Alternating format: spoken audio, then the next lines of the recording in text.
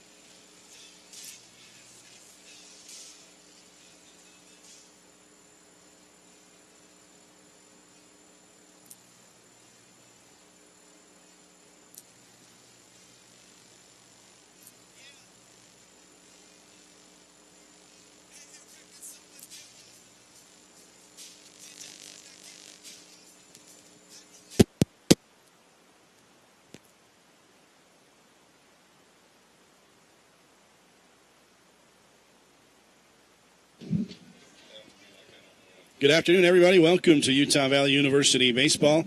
The start of a doubleheader on this Saturday from Orem, Utah and Brent Brown Ballpark. The Wolverines and Seattle University Redhawks getting set for Game 1 of this doubleheader, Game 2 of the 3-game series. Clint Berge joined by my old sidekick, Josh Kalunke, back in the booth. And I have had a couple of birthdays, Clint, but I'm not that old. Former sidekick. We're underway here. Chase Fields swinging at the first pitch, and he fouls it back out of play.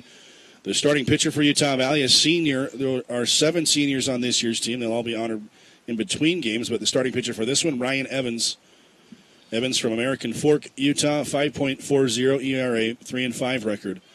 58 1/3 innings, his 13th start of the season. All of his appearances have been in the starting role. 35 earned runs, 75 hits, 24 strikeouts to 18 walks. Here's Field swinging at the second pitch. He'll ground towards second. Bogdan's got it, throws to first. And 2 pitches, 1 out here in the top of the first inning as Chase Fields grounds out. A good pitch there from Evans. He came in on the hands, and he couldn't get the bat head out, and Fields just kind of got jammed, a little weak ground ball to the second baseman. Very routine there. The Wolverines with the same lineup as yesterday, and we'll go over that lineup before they come to hit Seattle. Same at the top, and it's a Seattle team as Michael McCann takes the first pitch high for a ball that led 7-1 yesterday, blew that 7-1 lead with the Wolverines getting 4 runs in the 5th, 4 more in the 6th to lead 9-7. Here's the 1-0 pitch, and it's swung on and missed.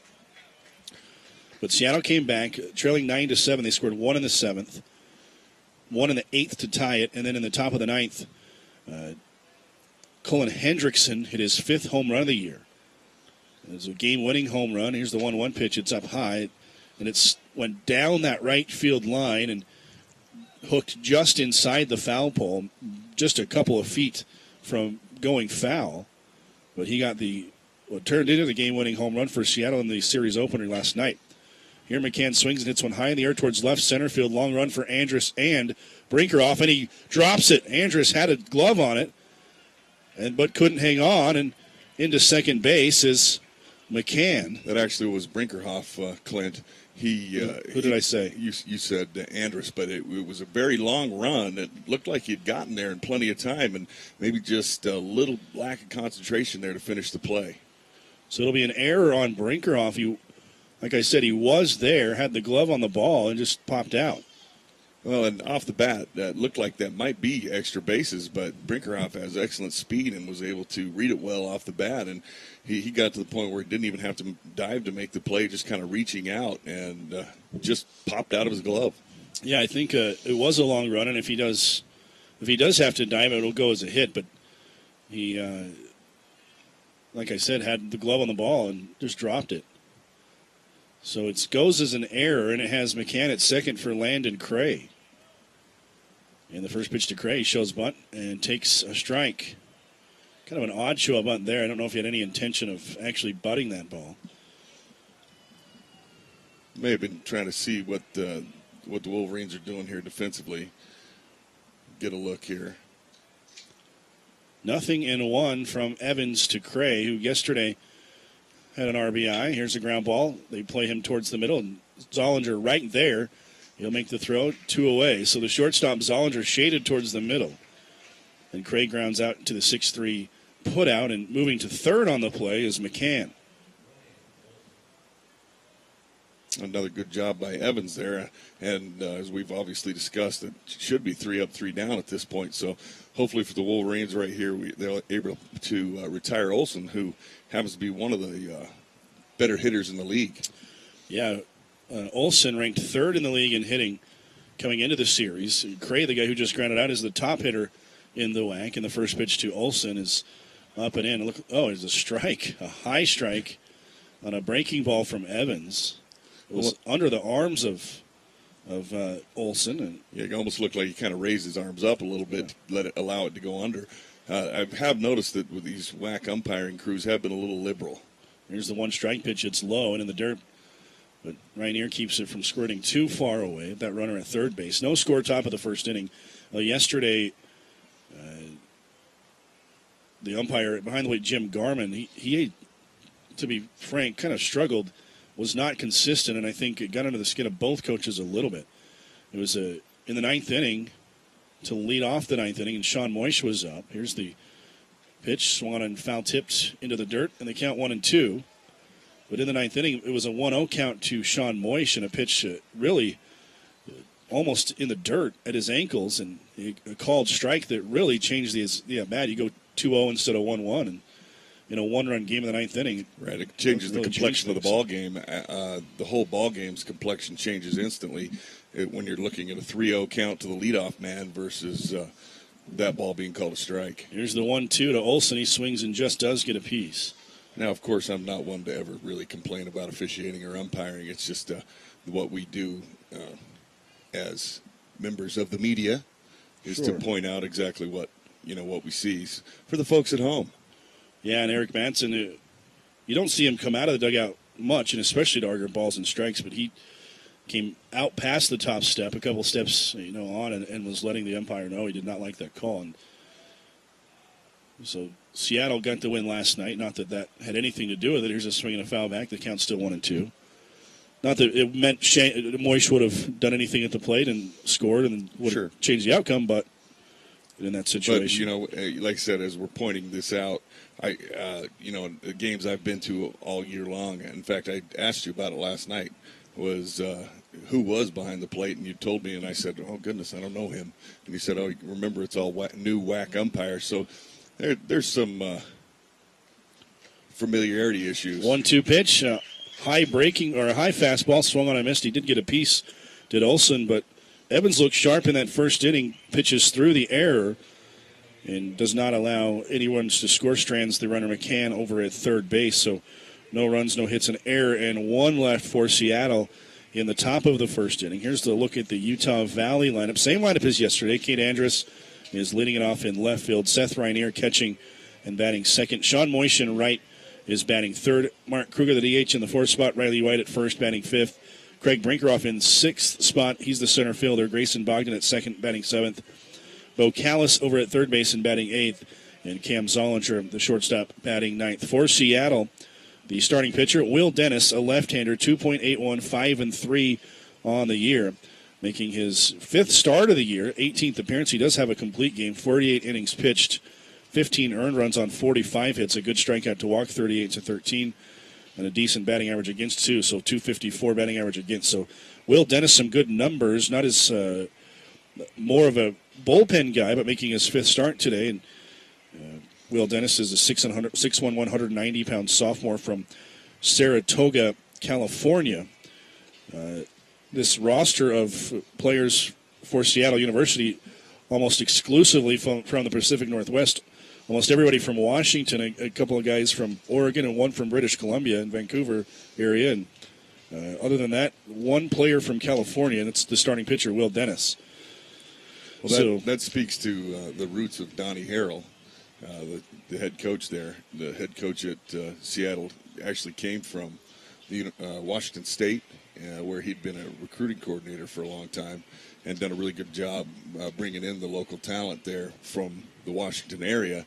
And so, he has a lot of ties there in that area and able to pick up a lot of these kids that maybe were bound for Washington State or University of Washington.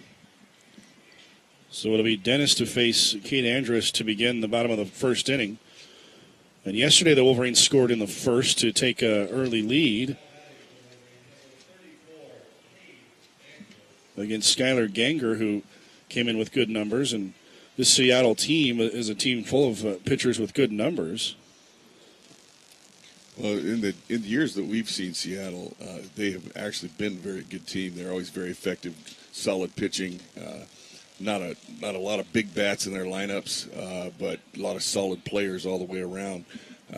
They do a great job of recruiting pitching and then building solid defenses behind the pitching. Dennis started Andrus off with strike one, and then on the second pitch, Cade slaps one foul just past first base. Cade yesterday had one hit on the day but drove in 3 runs. They hit a 2-run triple in the 5th inning that started that first 4-1 frame. And here's Dennis, who already throws it at a 3-quarter angle, goes down even further on this one but misses away. So you can see Dennis, who possibly that delivery of his may be giving Utah Valley some trouble today, and that's just an assumption that I'll make early. And right now you see Cade Andrus swings through a strike for strike 3. That looked like a 73 mile an hour. I'm not sure if it was maybe just a straight changeup, but that herky-jerky motion, the drop-down 3-quarter arm angle, I kind of see why Dennis has been a guy out of the bullpen. As Rainier takes a strike, he's the kind of guy that looks like it might be difficult to pick up on your first time in your first at-bat. So Dennis here leans out further, and here's Rainier, who grounds one to short. The throw to first is low, and the first baseman, McCann, cannot field the play. So Hendrickson, on what should have been out number 2, makes an error. So both teams with errors with one out in the first inning. That was a well-hit ball up the middle, and shortstop did a nice job ranging to his left. Made a nice clean pick of it, and then just simply threw it in the dirt. Had plenty of time. He's got the catcher running, though Rainier does run well for a catcher. He threw it in the dirt, and just unable to pick it out of the dirt for him was the first baseman. So here's Sean Moish. First pitch, he takes a strike. Moish hitting from the right side, and the advantage to throw a left-hander against Utah Valley is you turn Moish around. You face Kruger lefty on lefty, and you turn Riley White around. The 3, 4, 5 hitters in the order. Here's a throw to first by Dennis. And then speaking with Eric Madsen the other day, talking about Sean Moish and talking about how locked in Sean has been here in the last couple of weeks. Here Moish hits one in the air towards left field. The left fielder, Colin Peterson, doesn't have to move much, puts it away, and there are 2 down. Sean just got that one a little bit up the handle, up on the handle a little bit, didn't get the barrel on it, and just unable to do anything with it. So Moish, who was 0 for 4 yesterday with an RBI on a sacrifice fly, starts 0 for 1 today. Now Mark Kruger, who had 3 hits yesterday, 3 runs batted in, had that RBI in the first inning. And he'll bat here with a runner at first and 2 outs. First pitch, breaking ball inside. And you said, it might have been a changeup earlier on the pitch to Andrus, and a changeup with a guy that has that arm angle that Dennis has, and he has a couple arm angles, and never is a straight changeup. So this is a guy you don't worry about the radar gun at all. You just you have to kind of adjust to what he's throwing. Here's a pitch in for a strike, and it's 1-1. Right, he sneaks that 82-mile-an-hour fastball in there on Kruger, and 82 might look 89 when you're seeing 73 in these off-speed pitches that he puts up there. The throw to first by Dennis to check on Rainier, and it is a situation where you might see Rainier take off. I did mention that he does run well for a catcher. Actually runs well for just about anybody on a baseball team. Yes, Rainier, very athletic. Here's a fastball at the knees for a strike, and it's 1-2. Yeah, I believe he actually came here to play outfield. He also was an outstanding pitcher, threw the ball in the 90s, and wanted to hit and play every day, and so came here to try to play outfield, and they converted him to a catcher. 1-2 to Kruger. He swings and fouls it back, and kind of converted to a catcher out of necessity. Not a lot of experience behind the plate on the roster. And Utah Valley signed a catcher, Jake Atkinson from Cottonwood, and expecting him to come in next year and play quite a bit, so we could see Rainier shift back to the outfield. Here's a pitch down and in, and heading for second is Rainier. The throw down is going to one-hop Hendrickson, and so very aggressive base running there, Rainier, big 90 feet, and a wild pitch, and the Wolverines have a runner in scoring position. 2 balls and 2 strikes now to We were talking about the above-average speed, and right there is a ball that the average runner reads that in the dirt, and the catcher makes a play on the ball, and he gets thrown out at second base. But Seth able to have just enough speed to beat that throw easily, and aggressive base running puts him in scoring position.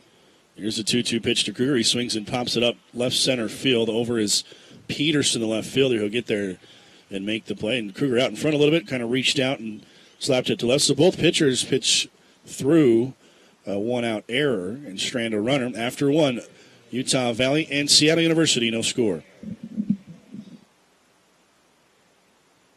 Spot 3690. At Shane Company, our non-commissioned personal shoppers know what moms like. So shop with us for Mother's Day, and we'll help you choose the perfect gift of fine jewelry. We have the state's largest selection in all price ranges, with hundreds of exclusive styles. So Mom's gift will be unique. Our pearl jewelry's always a big hit because it'll go beautifully with everything in her wardrobe. For a colorful gift she'll wear close to her heart, we have many pendants with natural rubies or natural sapphires. If you want to give her diamonds, you'll get more sparkle for your money at Shane Company. Whether she's been a mom for 2 weeks or 50 years, she'll think of you every time she wears her special Mother's Day gift from Shane Company. Now you have a friend in the diamond business. Shane Company, at the corner of State Street and 7200 South.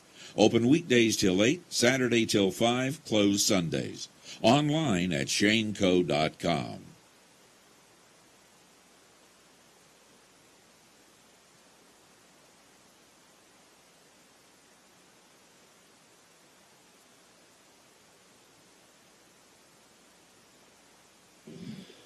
Top of the second inning, it's Colin Hendrickson to lead it off, and Hendrickson, the guy yesterday who sent Seattle to the win yesterday, the 9th inning home run, down the line and right, and his 5th home run of the year.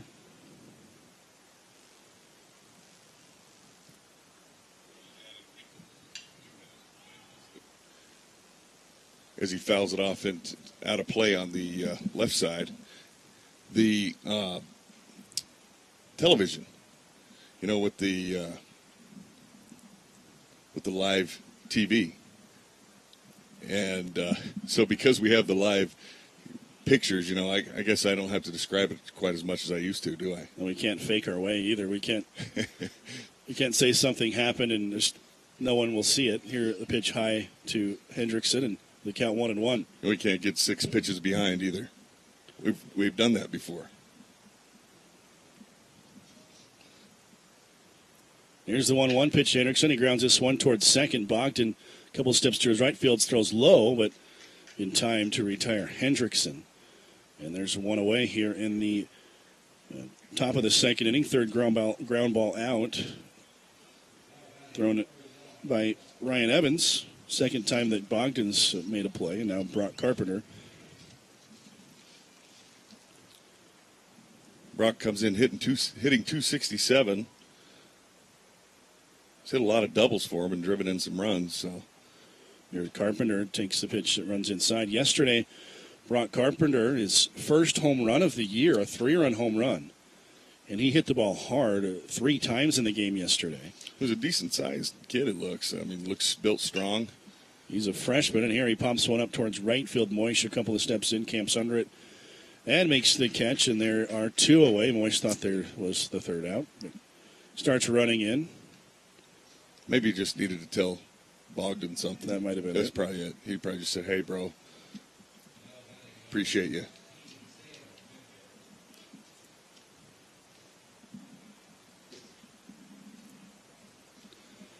So 2 outs in the top of the second, and Sam Finfer, the designated hitter, hitting .216 on the year. Yesterday, Finfer had an RBI, also a base hit. RBI and a ground out, had a base hit later on. Was 1 for 5, and here he takes the pitch for ball 1. So the 1 through 7 hitters in the Seattle lineup, identical to yesterday. The bottom 2 hitters, Colin Peterson and Griffin Andrechuk. Here's a high chopper to third. Callis reaches up, fields with the glove, throws across.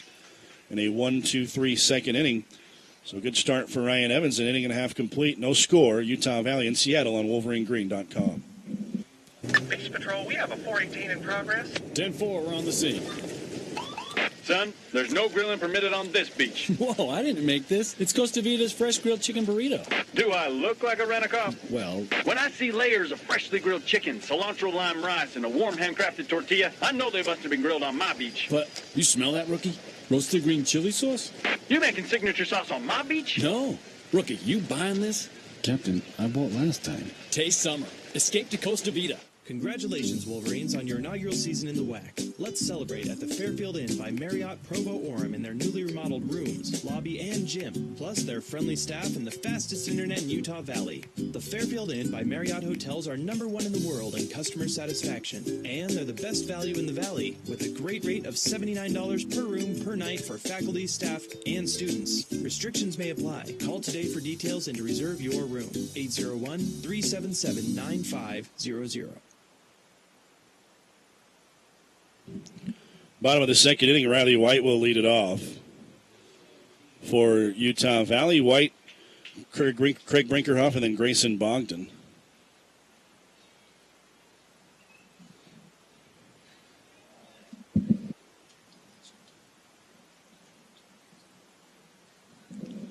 So White hitting from the right side, and the first pitch to Riley in there for a strike.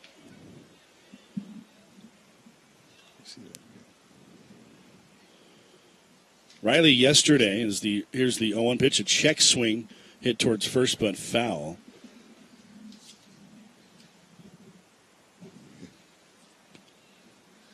Riley White yesterday was 0 for 4, struck out twice, once looking. Got a kind of a late arriving crowd here today, Clint, with the game time change and senior night tonight. There's the 0-2 pitch. Riley just gets a piece off the end of the bat, and the count holds it 0-2. Yeah, senior night in between this games of this doubleheader. 7 seniors that will be honored. Well, my neighbors from 3 houses down are here as usual. Here's the 0-2 pitch in the dirt. Retired folks there in the red and green, always here. Yeah, they are always here. Yeah. I don't know their names. I don't either. They live 3 houses down from They live Quality. 3 houses down from me, and I have no idea what their names are. They bring me stuff for church all the time. Oh, good. Little flyers and crap. There's the 1-2 pitch line towards second, right at the second baseman. And I'm struggling right now. It's Andrechuk. Andrechuk. Yeah, Andrechuk. Griffin. I'm going to say it's Andrechuk. Do they not have a... I was told what it was and... Forgot. Yeah. Well, You're pretty good at your job. It's difficult. He said it's like the hockey name, and I was like, I don't know hockey. I think it's Andreychuk. Andreychuk. I don't think it's Andreychuk. I think it's more Andreychuk. We'll just call him Griffin. Griffin made the play. Here's Craig Brinkhoff, swings a high fastball, 0-1, and takes a pitch away. 1 ball, 1 strike. Maybe I'll go ask one of those Seattle parents out there here in between innings. Here's the 1-1 pitch, swung and fouled over towards the dugout on the Seattle with side. The camera, she's bailing. She's I'm behind the net. It might be Andreychuk's mother or aunt, Ms. Andreychuk, just bailed behind the. Or it might be Will Dennis's relative. As the pitch runs way in and hits Brinkhoff. And with that left-handed 3-quarter delivery, Dennis does have a ton of run on that pitch, and it just ran too much and hit Brinkhoff. So the Wolverines catch a break, get a runner on here in the second inning with 1 out. Brinkhoff does have a propensity to find himself HBP'd. That's hit by pitches. He's got that's his 7th of the year. It's a college thing, I think. You don't see it as much in the pros where guys don't get out of the way at any cost. Where here in college, most of the time, if it's going to hit them, they'll just wear it and take the base. 82 to 73, you're going to wear it. Sure. Yeah. A pitch away to Grayson Bogdan. 92 to 102. Sure. Get out of the way. Yeah, nobody wants to get by a roll this Chapman fastball. Here's a throw to first. Brinkhoff, a guy who does run well. He's a guy with a lot of tools and hasn't been able to showcase him as much this year. And recently pulled up with a kind of a hamstring strain. Pitch in there to Bogdan. Anytime you're dealing with a hamstring, it can linger, number one. And then number two, anytime you come back from 2-year hiatus from baseball, it's going to take a while. I mean, baseball might be the worst of all the sports to leave for 2 years. Yeah. Brinkhoff on a 2-year LDS mission. Here's a pitch out, and then Olson's going to throw down to McCann at first base, but Craig Bankin with the dive. So 2 balls and 1 strike with 1 out. And the pitch out there, I think, comes because yesterday twice the Wolverines on a hit and run in this same scenario, Brinkhoff at first and Bogdan at the plate, and it worked one time. The second time, Bogdan flew out. Here he takes a pitch down and in, and it's 3-1. Yeah, he was picked the one time, and hey, why not go back to that well? Yeah, picked off late in the game. That was the 7th inning. And you're talking about the third time that Brinkhoff reached. I'm talking about the first 2 times on the hit and runs. All right. Well, I'm just talking about the time he got picked. So I'm a bad person. Well, in a 3-1 count now, it can be a hit. You can go hit and run quite easily here, and Bogdan doesn't have to swing if it's out of the zone. And so I'm telling you, man. And there goes Brinkhoff. The swing is chopped foul. 3-1 count, good count there to hit and run on, and now the count's 3-2, and we may see him run again. It was not a good pitch to hit and run. It was down and. Yeah, like I said, on a 3-1 count, you don't have to swing on a hit and run, and you take ball 4. And now they count 3-2. We'll see if Brinkhoff's off with this pitch. He's not. The pitch is swung and hit towards right center field. The right fielder, Cray, over a few steps will make the catch, and there are 2 away. Well, Brinkhoff's a guy, and I don't know really personally. I don't know him personally, and I don't know his whole story, but I do know that he came from Kanab, and coming from Kanab, I'm going to guess that he didn't have a lot of high-caliber baseball reps maybe as a kid to learn a lot of these instinctive things. And then you go on a mission, you come back, and you're still learning the game a lot. You've got a lot of tools. You've got a lot of ability. You've done great things in junior college. And, it's almost like getting right back on the horse, and relearning the game in some aspects for a kid like that. I know he's been frustrated as here's Bo Callis with 2 outs. There's the pitch to Callis. It runs but on the inside corner for a strike, and it's 0-1. Well, I know that my son Goose spent a lot of time working with him and talking to him and going through a lot of different things because he is very hungry to get back on track to where he should be.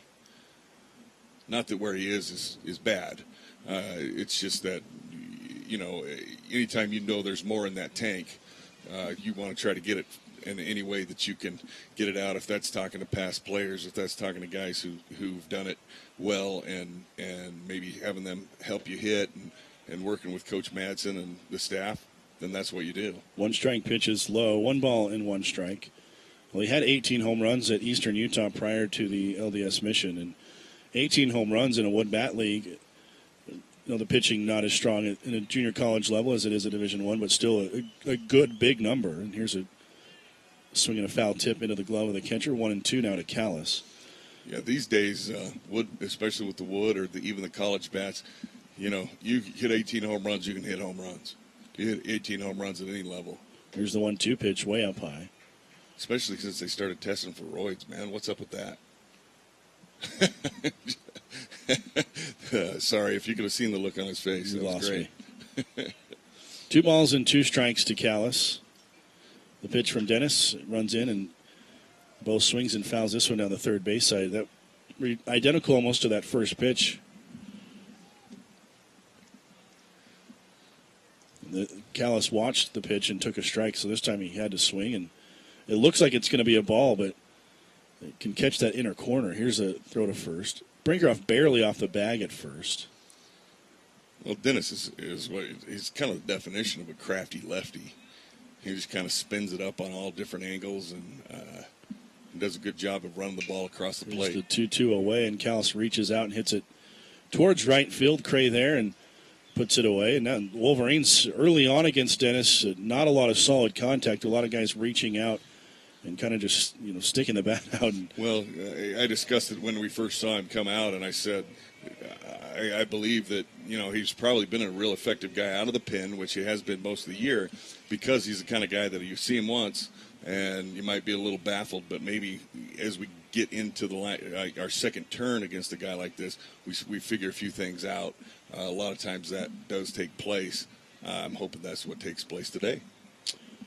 So the 2 innings complete. No, we'll keep it here through the commercial break. The rest of the WAC today.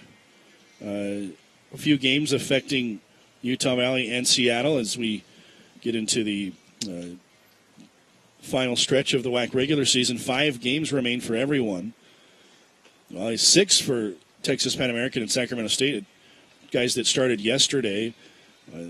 The game that was suspended due to lightning and then suspended until today because of rain. And today they've resumed action. They're in the top of the 7th. The Texas Pan American still leads 1-0.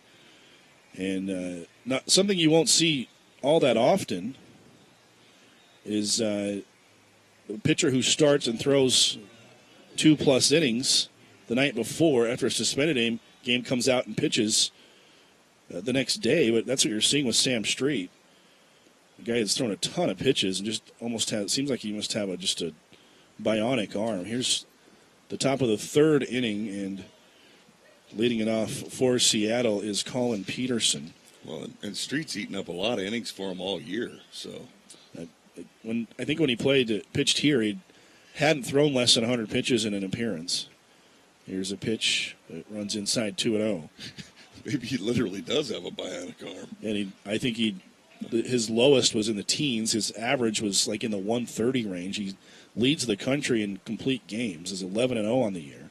Here's the 2-0 pitch, swing and a miss, and they count 2-1. And it's a game that, a series that the Wolverines could use Sac State taking a couple from. And right now, a 1-0 score, top of the 7th, and runners at first and third for Sac State. So a chance to score for the Hornets in that one. Here's the 2-1 pitch to Peterson, and looked pretty good on just off the inside corner, I guess, and they count 3-1. Dennis got that inside corner in the bottom of the 2nd inning. Evans does not get it here, and here's a line drive base hit to right.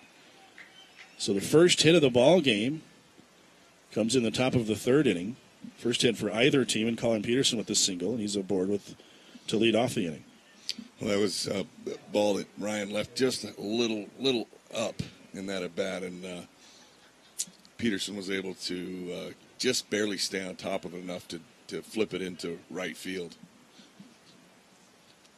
So here is Andrewchuk. We're going to go with Andrewchuk, I guess, right? I think that's the hockey player. Andrewchuk, the first pitch, shows bunt, pushes it towards third. Callis charging, fields it with the glove, throws on the run, gets the runner Andrewchuk at first base, but the sacrifice is successful, and he moves Peterson to second.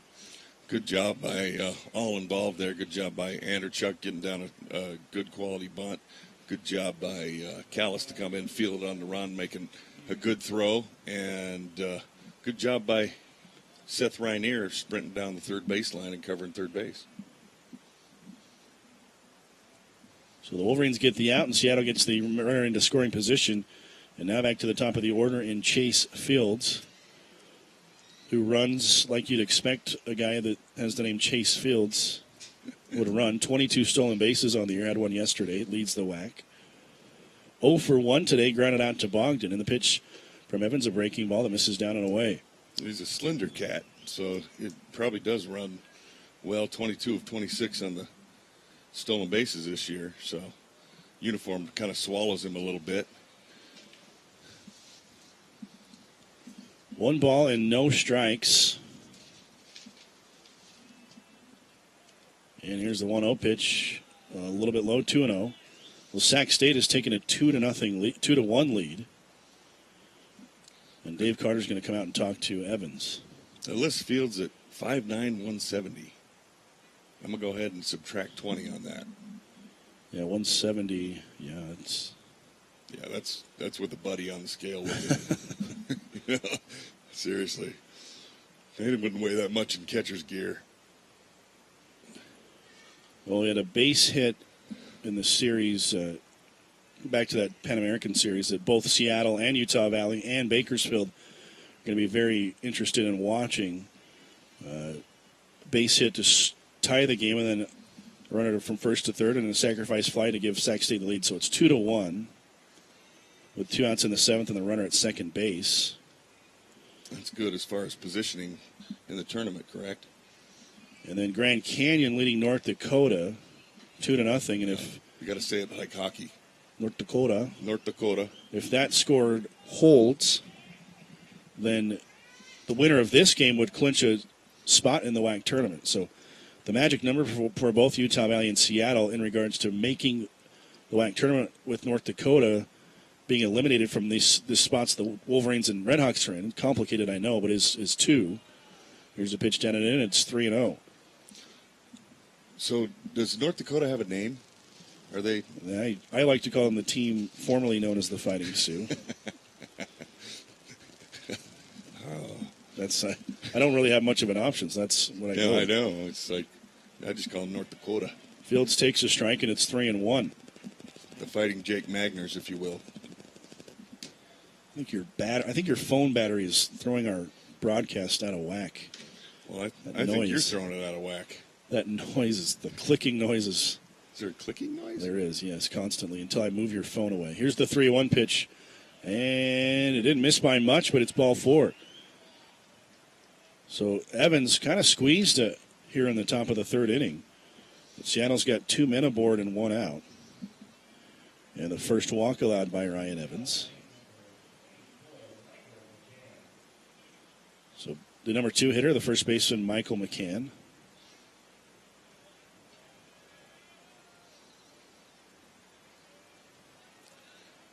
Interesting number 2 hitter here with McCann as I look at his numbers.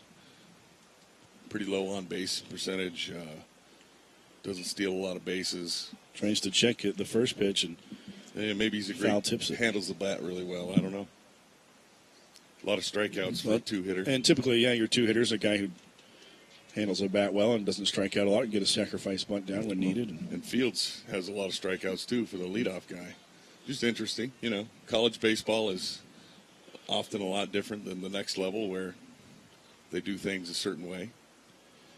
The coach is just trying to find whoever they can to fill certain spots for certain roles. Yeah. The Wolverines have struggled to find guys to hit in a lot of spots. And, Eric Madsen's. Well, he kind of has been going by, what have you done for me lately? Kind of theory, it seems like this year one guy might get a little bit hot, so you ride him in a certain spot for a while, and then and then he kind of cools off, and another guy gets some opportunities in another spot and kind of picks it up. And we've kind of seen that with Andrus as a leadoff guy today and yesterday. He's been swinging a good bat, so moved him up into the leadoff spot. 1 strike to McCann. The pitch is low, and it's 2-1. All of a sudden, Evans struggling a little bit to find the zone.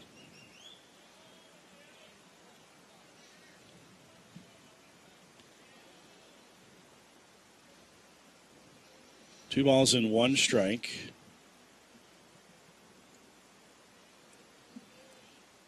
To McCann, 2 aboard, 1 out. And the pitch is at the knees for a strike, and it's 2-2. Evans at about 88 right now with that fastball. It is kind of an overcast, cool day, slight breeze out to center field. Yeah, rain expected tomorrow, and so that's why we're playing a doubleheader today. So no game tomorrow. This will be the final home day of the season for Utah Valley. Breaking ball called strike 3, and I think McCann knew it. Yeah, he did right there. That was a ball that he obviously didn't pick up. He read fastball on that ball, and then it just dropped into the strike zone, and he looked back at the umpire. This is more of a hope look than a look of disgust. More of a aye. Yeah, I hoped you were going to call he almost tried to check his swing after the ball was already into the glove. So now it's Cray, the top hitter in the WAC, who steps in. Cray, a guy who entered the game at 369. He's 0 for 1 today. First pitch, a breaking ball down and in. Oh, a called strike. You just never know, do you, Clint? And so you've seen yesterday, we saw some inconsistency behind the plate, and I think here in this inning we're seeing a little bit of a different zone to different hitters. And it's funny because we literally are directly behind home plate here at Utah Valley. Here's the 0-1 pitch, swing grounded back to the middle, and Evans stabs at it. He's got it. Well, underhand to White, and that might have saved a run. If that ball gets by, it might have found a way into center field. So Evans pitches through the walk and the base hit. And a little bit of control issue, but keeps the 0 on the board. 2.5 complete. Utah Valley and Seattle. No score here on WolverineGreen.com. Captain Sorensen here for the guaranteed best meatballs anywhere. Firehouse Subs Meatball Sub. King of the meatballs, that's for sure. Without equal. Well, technically, the Firehouse Meatball does have an equal. The Firehouse Meatball Sub you eat today is just as amazing as the one you'll eat next week. And every week after that. So basically, they're co-rulers. That what you're saying? I'll put it this way. Nothing compares. And no wonder Firehouse Meatballs are specially blended with premium ground beef and pork, aged Parmesan cheese, toasted breadcrumbs, and Italian spices. And the crown? Our zesty marinara plus melty Wisconsin provolone. And the throne, please? Our perfectly toasted private recipe sub rolls. It's the classic Firehouse Meatball Sub. Guaranteed to be the best meatballs you've had anywhere. Try it today, only at Firehouse Subs. Take one bite. Our way beats their way. If you don't agree, it's free. Look for us on Facebook, Twitter, and FirehouseSubs.com. Firehouse Subs, founded by firemen.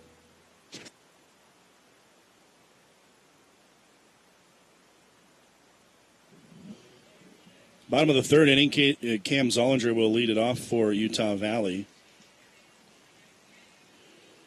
Zollinger, and then back to the top of the order. No score. The first pitch from Will Dennis is a strike. You to sure Zollinger. this is Cam Zollinger? I heard you call him Corcam. Yeah, I did yesterday. You called him Corcam Zollinger. It might be a miracle, too, if we get through his career as he hits one towards center field. Decent contact, but there is the center fielder Fields, and there's one away. It might be a miracle if I don't, in one article, at least one article, refer to him as Court. Depends on how late it is and where you are. Yeah, it'll say, after I broadcast a doubleheader. Doubleheader on the road and Texas Pan American. People, if you've never been to Edinburgh, you've missed a treat. Here's a pitch to Cade Andrus. And again, Dennis has really made a habit of throwing first pitch strikes. He comes to Andrus with the first pitch strike.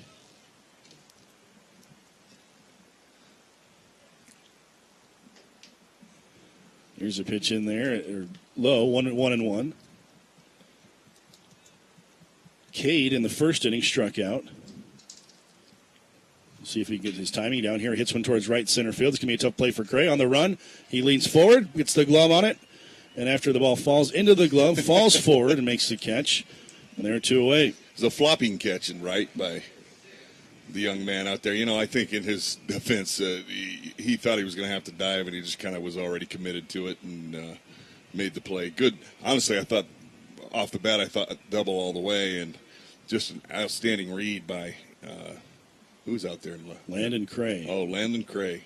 Okay. Here's a curveball to Seth Rainier that Dennis tried to backdoor, but it misses up and away. 1 ball, no strikes.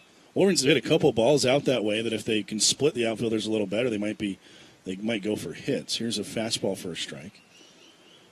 And they count 1-1. Yeah, that actually was well hit by Anders. He kind of took a pitch on the outside half, and he really drove it, and just a nice play out there by the right fielder. There's a fly ball in the right center field. Fields over, and the Wolverines 3 fly ball outs in a quick bottom of the 3rd inning. 3 balls all hit pretty well, Clint. That ball there by Rainier was hit pretty well as well.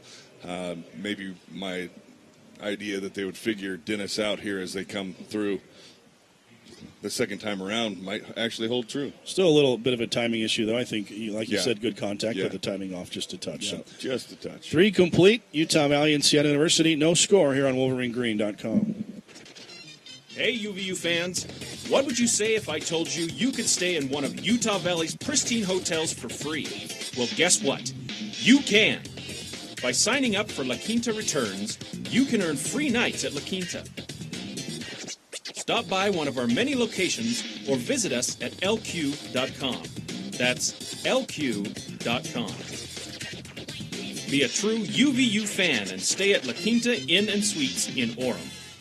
Hey Wolverine fans, this is UVU President Matthew Holland, and I would like to personally invite you to join the Wolverine Club. The Wolverine Club coordinates social activities, pays tribute to student athletes, and honors alumni and friends who provide support to the athletic program. Donated contributions provide academic and athletic opportunities for over 300 Utah Valley University student athletes annually. There are many benefits for Wolverine Club members, including courtside seating, club luncheons, dinners, and much, much more. Be a Wolverine, support scholarships, and join the Wolverine Club. If you're looking to go with a winner, better check out the nation's largest full-service security provider, Protection One.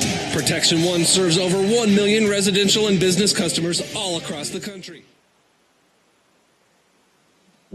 It'll be Olsen to lead it off for Seattle here in the top of the 4th. No score.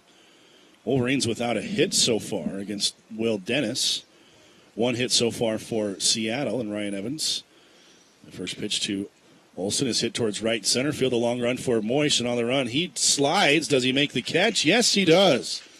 Again, that was very similar to the catch that Cray made last inning against Andrus.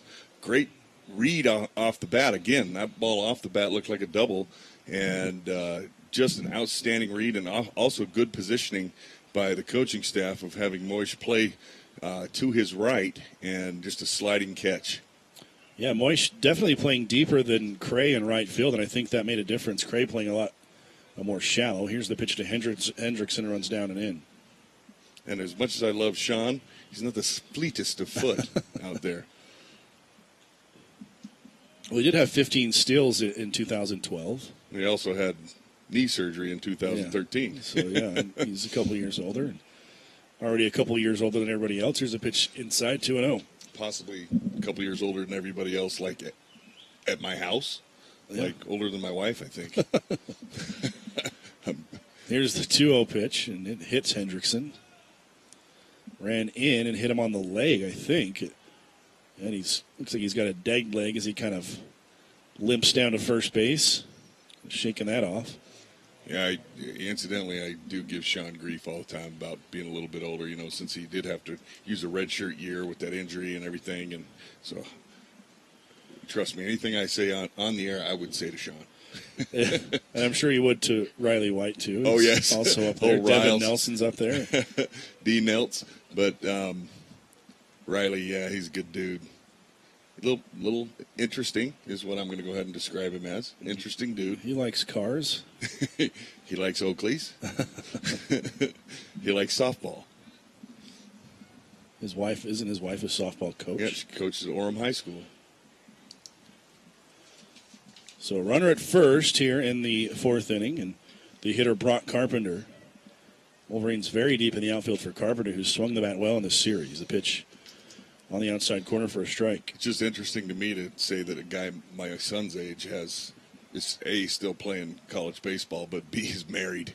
Holy cow. My kid's I'm still not sure he knows how to do anything. He doesn't even know how to tie his shoes. Here's a quick throw to first, and Hendrickson almost caught leaning there, but back in with the dive. Carpenter, who flew out to right in the second. And the 3-run home run yesterday had 4 runs batted in on the day. In a game, Seattle won 10-9. Yeah, this is the kid that I was talking about, freshman, well-built kid, 6'3", 195 pounds. Looks like an athlete up there. There he swings and fouls it back. It's 0-2. Yesterday, in his second at-bat, in his first at-bat yesterday, Carpenter flew out to center, but in his second, he lined one almost to the wall in left, but Andrus, and he played him deep again, but because of Andrus' positioning, he was able to get there and make a catch up above his head and take a double, what probably would have been a double away from Carpenter. Yeah, Carpenter, honestly, he's a guy I would see. We're going to see him in the 3, 4, 5 spot at Seattle for the next 3 years. Here's a breaking ball, misses down and away, 1-2. And then in his next at-bat, he just launched a home run to left, a no-doubt home run. And then a hard single in the 7th. He did strike out in the 9th against Val Gardson, but after the home run. Don't mess with Kyle. I coached him growing up, Not messing with him, just pointing out he struck out. Carpenter, who hits one towards left center field, a long run for Andrus. Oh. He'll leap up. Did he catch that ball? He caught that ball. Andrus with a spectacular catch in left center. You may have heard my reaction, folks. So unconventional. Every play that guy, almost every play he makes is so unconventional, and I think even that one, he caught that one fully jumped up in the air. Leaping in the air, make diving. the catch. Leap/dive. Yeah, I mean, a lot of times you'll see a guy on a dive make the catch as he hits the ground, but Andrus was jumping in the air. It would be either a live or a deep. A leaping dive. That was crazy looking. So Ryan Evans getting help from his defense here in the fourth inning. 2 good catches by the corner outfielders, and here the first pitch to Sam Finfer is in for a strike. Yeah, and you know what? That right on cue, my guy Carpenter hits a ball really well, right into the gap. Looks like a double all the way, and Andrus, who possesses a tremendous amount of athletic ability, just kind of athletes his way into one there. He runs like what's the best way to describe it? A gazelle with a high leg kick. High leg kick gazelle, more like a football player. And when he gets going, he really runs well.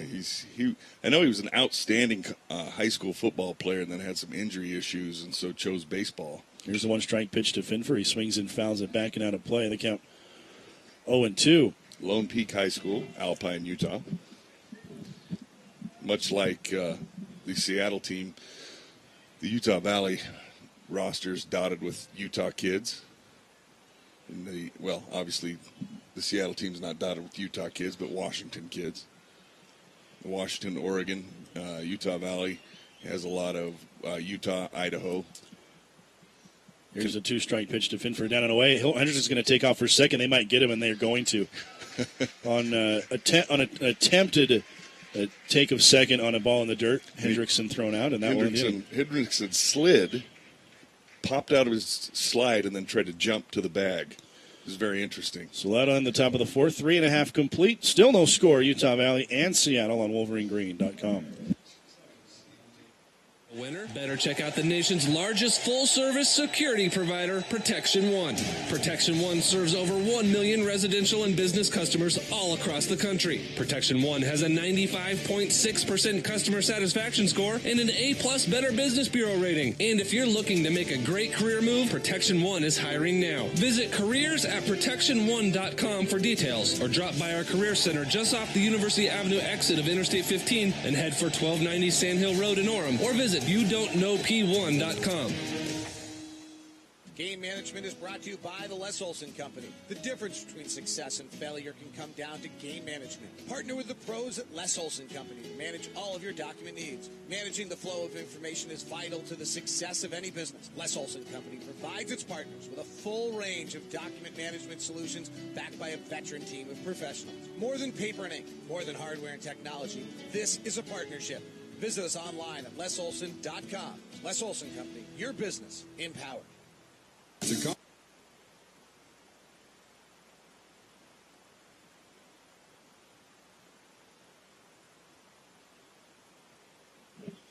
Bottom of the fourth inning, Utah Valley still without a hit against Will Dennis. And it'll be Sean Moish to lead off the inning. First pitch to Moish, he chops it foul.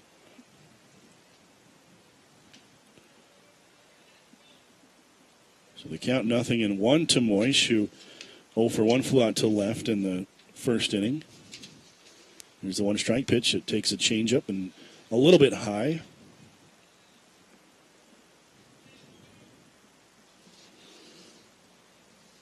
So Finfer, who ended the inning in the batter's box, will start next inning. Here's a line drive right to the third baseman. Wow. Carpenter, who stabs at it, makes the catch, and there's one away. That's my dude over there at third base. That was a nice play. That was easy on Carpenter, Josh. I mean, I know. I might have to get his number after this. No, he's a good player. Nice play right there. We've seen now about four nice defensive plays, 2 by each team here in the last number of outs. Yeah, 2 outs in that top of the fourth by Utah Valley, kind of web gem plays, and Carpenter here. Pitch to Mark Kruger is a strike, so 0-1 to Kruger, lefty-lefty matchup.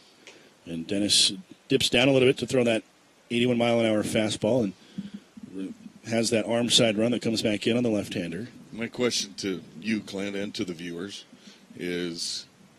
Here Kruger hits one towards right field. Cray coming on. He's not going to get there. It'll drop. And he snares it as it very nearly hopped over his head. Had triple written all over it the way it bounced, and he literally out of self-preservation kept it from taking his own head off. Just kind of took a really strange high bounce on him, and good job by Cray just to keep it in front of him. And then he kind of just laid there for a split second as if going, whoo! Well, that's the first hit for Utah Valley, and here in the fourth inning. That pitch was down right there, and Kruger put a good swing on it, but he got it a little bit off the end of the bat, which actually allowed him to keep it in front of Cray. Here's Riley White, who slaps it down the third base line, and fair. Just inside the line. This is going to be extra bases for White. Kruger rounding second on his way to third. As the left fielder Carpenter can't decide where to throw it, finally gets it into Hendrickson. But Riley White sneaks a double past third, and the Wolverines in business here, second and third and 1 out. It's a ball on the inside half, and Riley just kind of got inside of it and just chopped it literally half-inch inside the line, and it just landed inside one of those prototypical balls that turns into a double. So this will try a visit to the mound. And Dennis, a guy who does have the complete game this year, but also has pitched a majority of his time out of the bullpen, so not sure what his typical pitch count would be. And this is what makes you love baseball right here, Clint. Okay, so the top half of the inning, the Red Hawks hit a couple of really, stung a couple of balls good towards the gap, looked like extra bases. Great defensive plays by the Utah Valley guys. First, Moish comes up, smokes one, and good play by the third baseman. And now we have kind of a off the end of the bat flip into right and a chopper off the handle down the line, and we're in business. It is interesting, and the Wolverines with runners at second and third can tie it with a manufactured run here, and Brinkhoff lines this one past Dave Carter, who shows some nimble feet. Come, Dave. Dave hopping on the 1 foot there and getting out of the way of that liner by Brinkhoff. Nimble D. Craig was hit by a pitch in his first plate appearance. 1 strike to him. The pitch. So when it hit towards left center field, the base hit. That's going to drive in 2. Kruger will come in to score. Behind him is White and Brinkhoff heading towards second base. And with the double, the slide, and the Wolverines have back-to-back doubles. They've taken a 2-1 lead. Wow, excellent job right there. And this is what I was talking about with coming through with the second time with one of these crafty, slow throwing left-handers. Brinkerhoff did a great job of staying on that ball, letting it get deep into the zone, and then he just dropped the barrel on it and drove it right back into the gap. Just a great job right there. So Brinkerhoff at second. He trades places with White. Here's Grayson Bogdan. Fastball in the outside corner for a strike.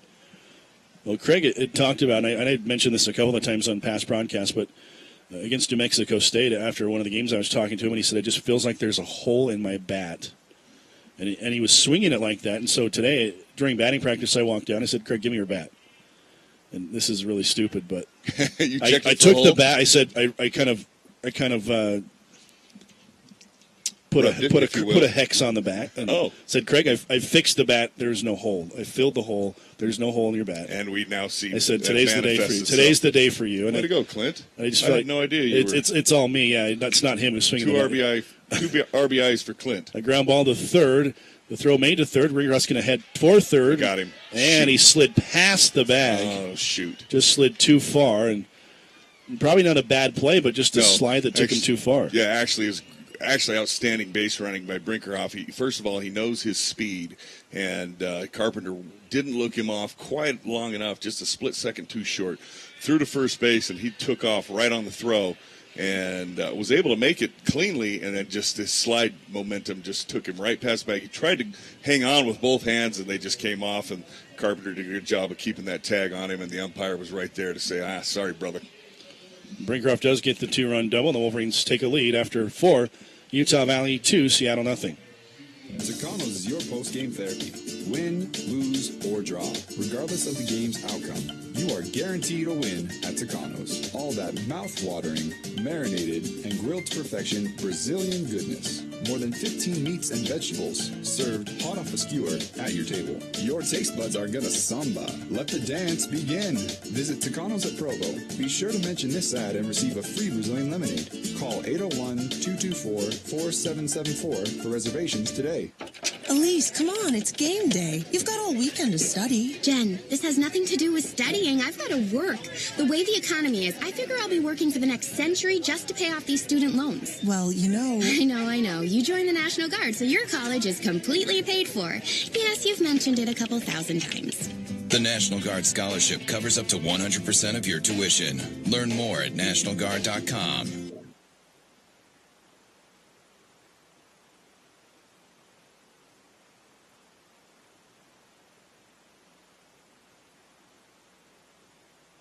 Top of the 5th inning, first pitch to the man to lead off, Sam Finfer, is a changeup, and he's out in front, swings and misses. Finfer, who again ended the top of the 4th inning in the batter's box, leads off the 5th here after Henderson was caught trying to advance to second on a ball in the dirt.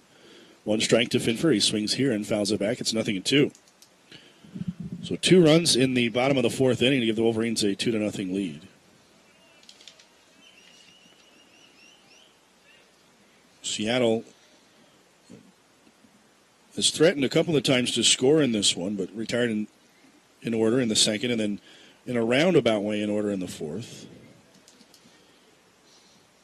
Here's the 0-2 pitch to Finfer from Evans, and it's up high for a ball. Evans doesn't seem to quite have the velocity that he generally does in most of his starts today. Fastball's 86 to 88. 1 ball and 2 strikes to the designated hitter, Finfer. He grounded out to third before, and here he grounds one back through the middle, a base hit. Evans tried to stab at it on the backhand, but couldn't get to it, and the ball finds the hole. Finfer aboard. 2nd hit of the day for Seattle. And that's just a ball where he just chops it right back through where he was or where the pitcher was, and since he's falling off to his left-hand side, it's hard for him to reach back across his body and make that play. So the leadoff man aboard, and Colin Peterson, the left fielder. Peterson, who singled in the first at-bat, shows bunt here and pushes it towards third. Callis comes in, bobbles it, picks it, throws, not in time. Ooh. And I think he Callis was safe. could not field it cleanly. And that allows the runner to reach. It'll be a sacrifice, but also an error on Callis. Well, as Callis came in on that ball, it was bunted pretty hard, and he was charging hard, and so it actually made the play a little more difficult because it got on him quick. And then it just kind of took a last bounce that kind of got up on the heel of his glove. He actually made a nice play in recovering by bobbling it and getting it into his bare hand, kind of in the air, and catching it with his bare hand, and then trying to make that throw, and it just wasn't on time. And I think, like you said, he's coming so hard, but if he collects himself and lets the ball get to him, it's an easy play at first. So now 2 outs, 2 men and nobody out, and here's a ground ball towards Evans. He can't field it. He drops it. A bunt for Anderchuk, and it's going to be an error again, this time on Evans. Well, sometimes on that one, Clint, sometimes you just have to take the out they're trying to give you. And instead of taking the out, they were trying to give him. Ryan knew that it was a bunt play that if he positioned his feet correctly could go to third base, and he was trying to position his feet and turn and throw quickly, and he just didn't. He forgot the one major part of it, and that is called securing the baseball. So back-to-back sacrifice bunts for Seattle. Both guys reaching on an error. Yeah, and you get greedy and you want that lead runner, but you've got to make sure of the one. Right, and that's exactly what happened there. You know, in the case of Callis, again, it was, you know, as a third baseman, he reads the hands, he's charging hard, ball comes hard, and instead of, you know, backing off his charge, he kept coming, and it just happens in a split second. This one, it was almost enough time because of the way the ball bounced for Evans to think. And sometimes when you think, you try to get a little bit greedy and try to get that guy at third base. And, in fact, turning his body and making that throw to third base would have been difficult as it was. Yeah, and Callis, too, was retreating, so it would have been a moving target as well. So now Chase Fields after the meeting at the mound, and he'll bat with the bases loaded and nobody out here in the top of the fifth inning. And Fields today 0 for 1 with a walk. The first pitch is low.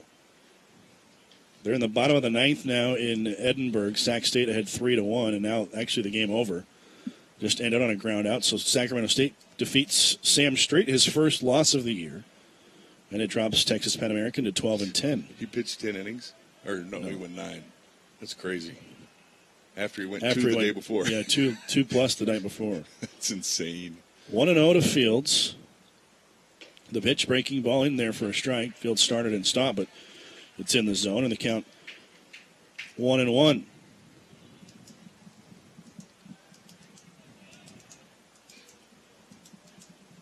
Evans pitching for a strikeout here. Would love a grounder right back to him. A grounder maybe to Callis, and a chance to get the lead runner at home and get a double play. Or a ball to White. Both White at first and Callis at third are in.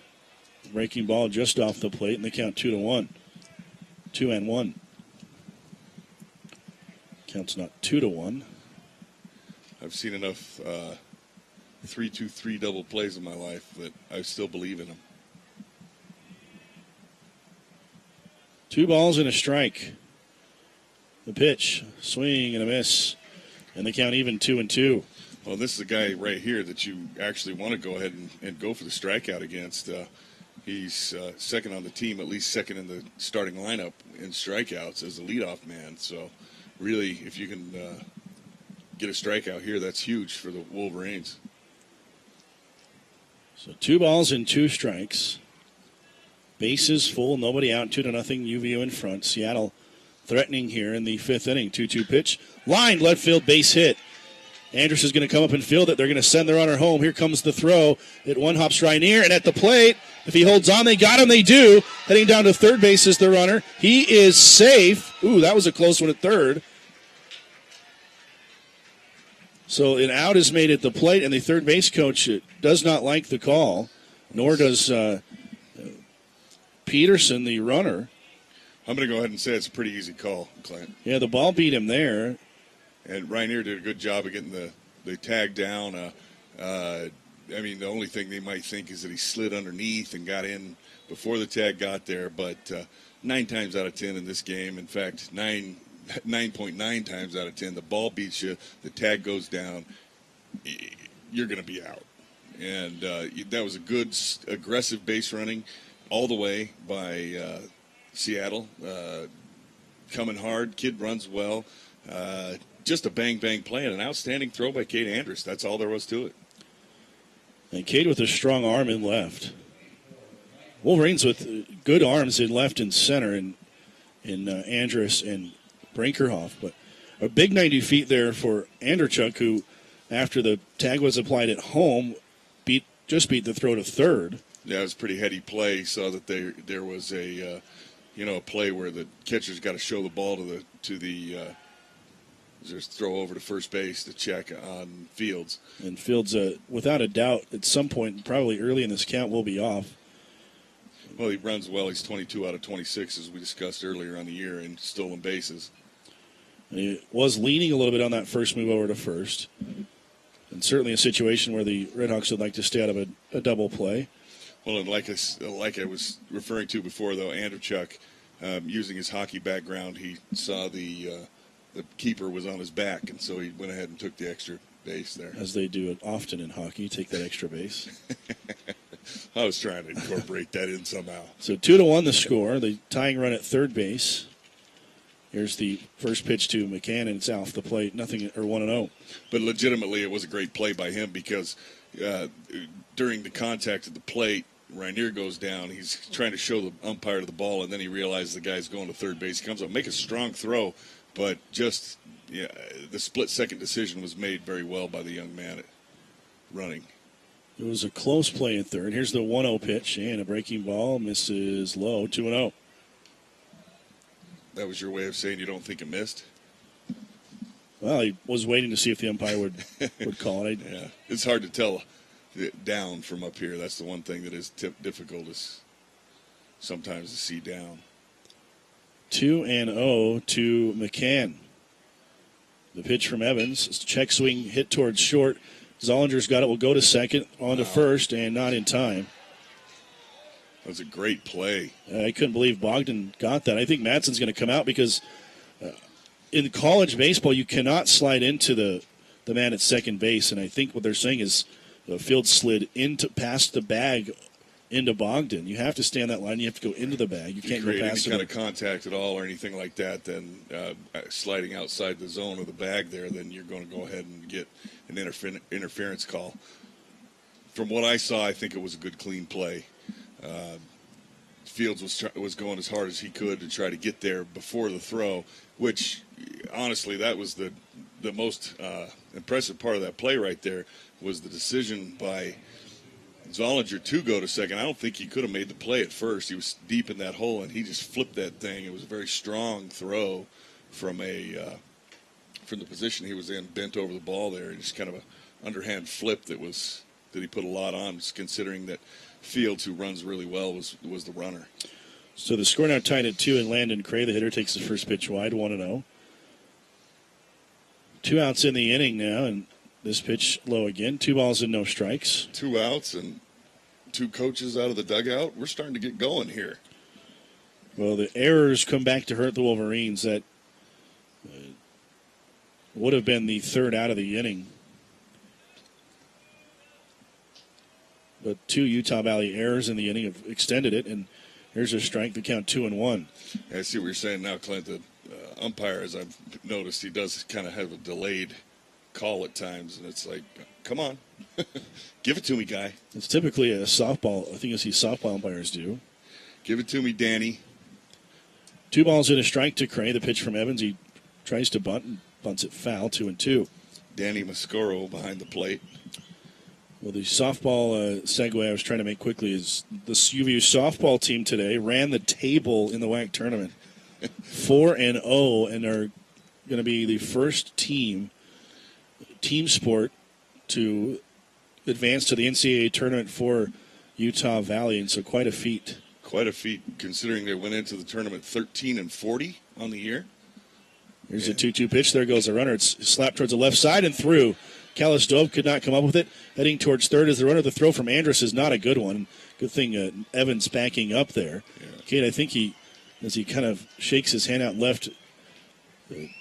Just didn't have a very good grip on that one. Not only that, I don't think he knew who to throw it to, Clint.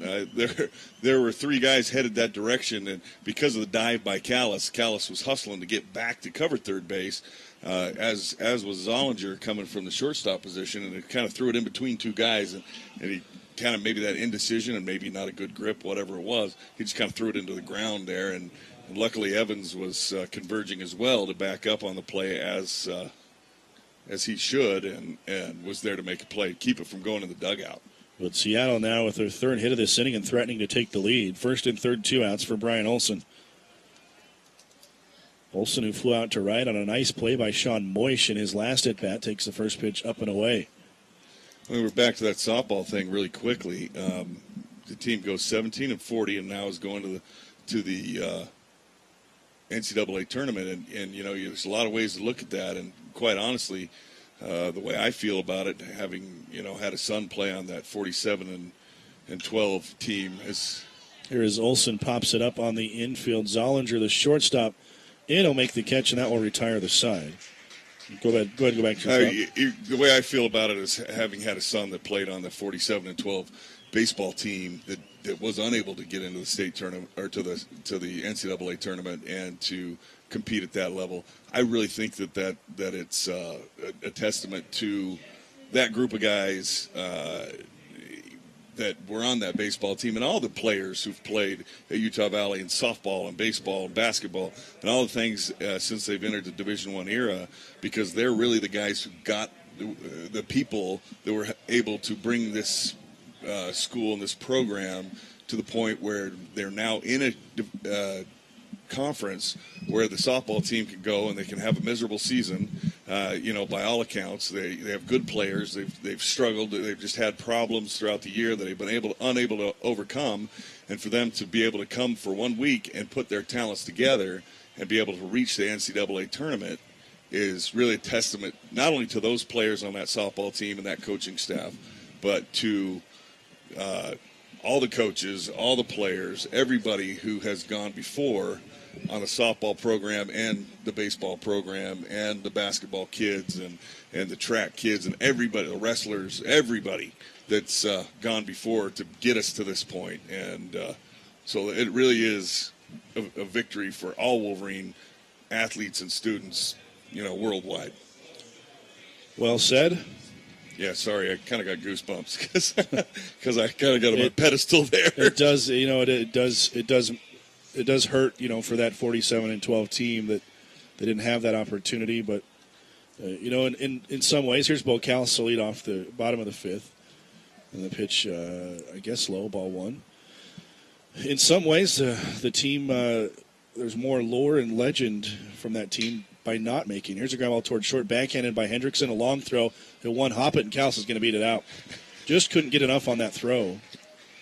Yeah, he was moving to his right. Callis hustling down the line all the way, and he actually called himself safe before the umpire did, which I thought was an outstanding call, Bo. Yeah. But, I as you were saying, I agree. A lot of the lore sometimes maybe is the fact that they were the guys that got snubbed. But I can tell you this, from being around all these things, it has it may have been is that called a strike? He tried to bunt. Oh, yeah, he tried to bunt. Okay, he did offer at it. Cam Zollinger offers to bunt and unable to do so. Is that that may have been the final straw that just finally pushed the WAC into grabbing UVU and into UVU getting into the tournament or getting into a league that can get into the tournament and gives basketball and wrestlers and everybody a chance to go, and softball players and all the kids a chance to do so. Here, Zollinger again tries to bunt and bunts it foul. So 0-2. And, to be 100% honest, like my own son, me as a father, having watched this ballpark be built and seeing the school join Division I, we knew when he decided to come here as opposed to other places that was what he signed up for. And he signed up to try to make the place better. 0-2 pitch away. And you're right. It's a testament to all the kids who came here and the kids even before the Wolverines as an athletic program where They had no chance. Had no chance to go. It wasn't even an option. Yeah. They could have gone 30-0 and not go, and because of the reclassification as this pitch misses wide, it's 2-2. I could rattle off 100 names of guys that, a lot of blood, sweat, and tears, and 100 names of young ladies that have played in the softball program, and all these kids that have given everything, and now the softball team is able to, Here's a ground ball to short, a chance for two. Hendrickson to Anderchuk to first, and double play. So Zollinger couldn't get the bunt down, and then to move the runner up, and eventually grounds in a 6-4-3 double play. That hurts. Yeah, that's all right. I'll get off my softball thing, and I'll get myself focused here. Maybe Cade will go deep for me. Cade Andrus, 0 for 2 today. Did hit the ball well in his last plate appearance. Tracked down by the right fielder Cray. First pitch misses away for ball one. Andrus had a triple yesterday. Well, Cade's an interesting study for me because I feel like he has loads of athletic talent and skill, and sometimes, it just hasn't been able to manifest itself, whether it's because he hasn't had opportunities because the outfield's kind of crowded or what have you. But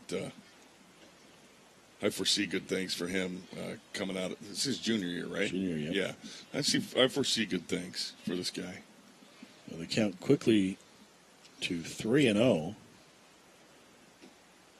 And he takes strike one on the outside corner. Andrus has struggled at the plate, 194 batting average, 18 hits and 93 at-bats. But in his last 2 games has driven in 7 runs. Here's a swing and a liner foul and out of play. He entered the New Mexico game with just 6 RBIs, had 4 in that game, 3 yesterday.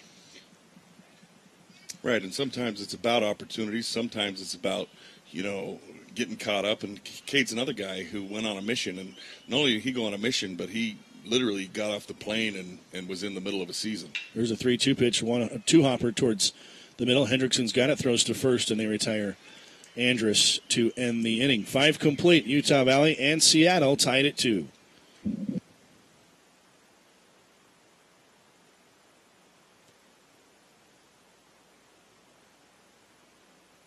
Hi, I'm Dave, a UVU student majoring in digital media.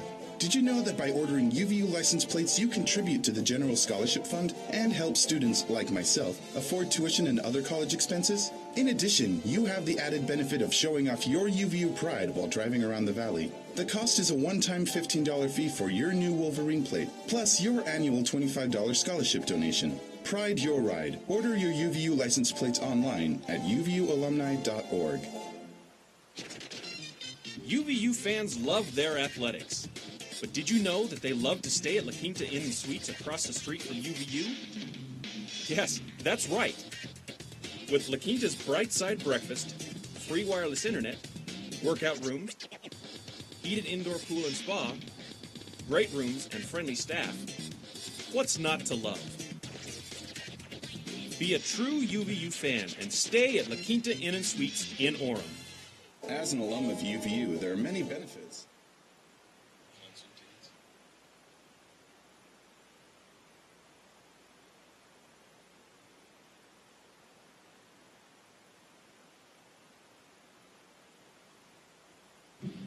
Top of the 6th inning, Colin Hendrickson's going to lead it off for Seattle. Ryan Evans back out for UVU. 2-2 the score. First pitch swinging, Hendrickson pops it up on the right side, carrying pretty deep as it's a shallow right, but into foul territory goes Moish. He'll put it away.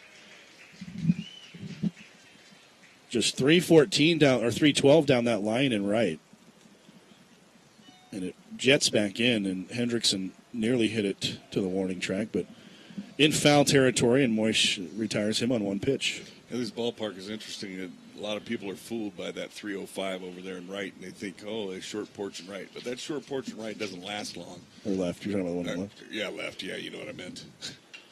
Yeah, so we were talking right, and I decided to look into left. Talk about right.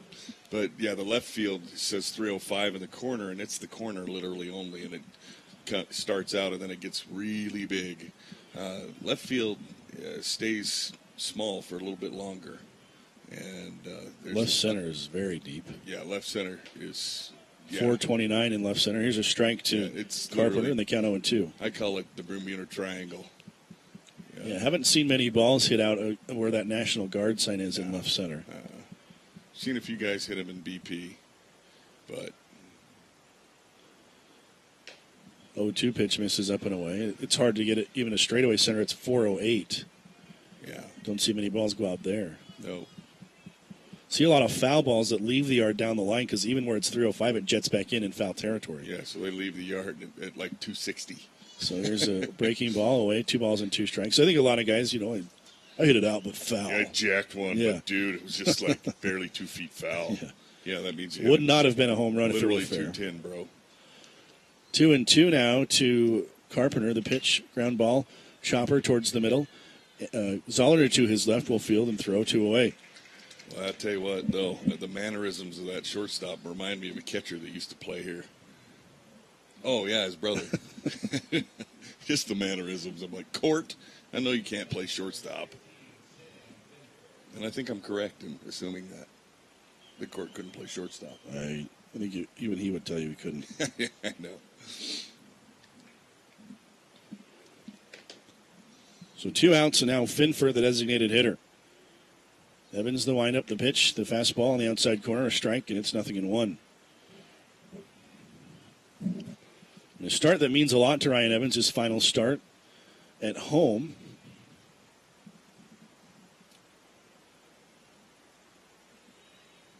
Andrew Frater will start the next game. It'll be his final start at home. Here's a pitch low, and the count 1-1. A personal note about Ryan Evans, he's also an outstanding basketball official. In his spare time. I am guessing you pay him more than the other officials then for the job that he does. I'll make sure he knows that. I'm guessing that he gets paid the same. 1-1 pitch just off the plate, 2 balls and a strike.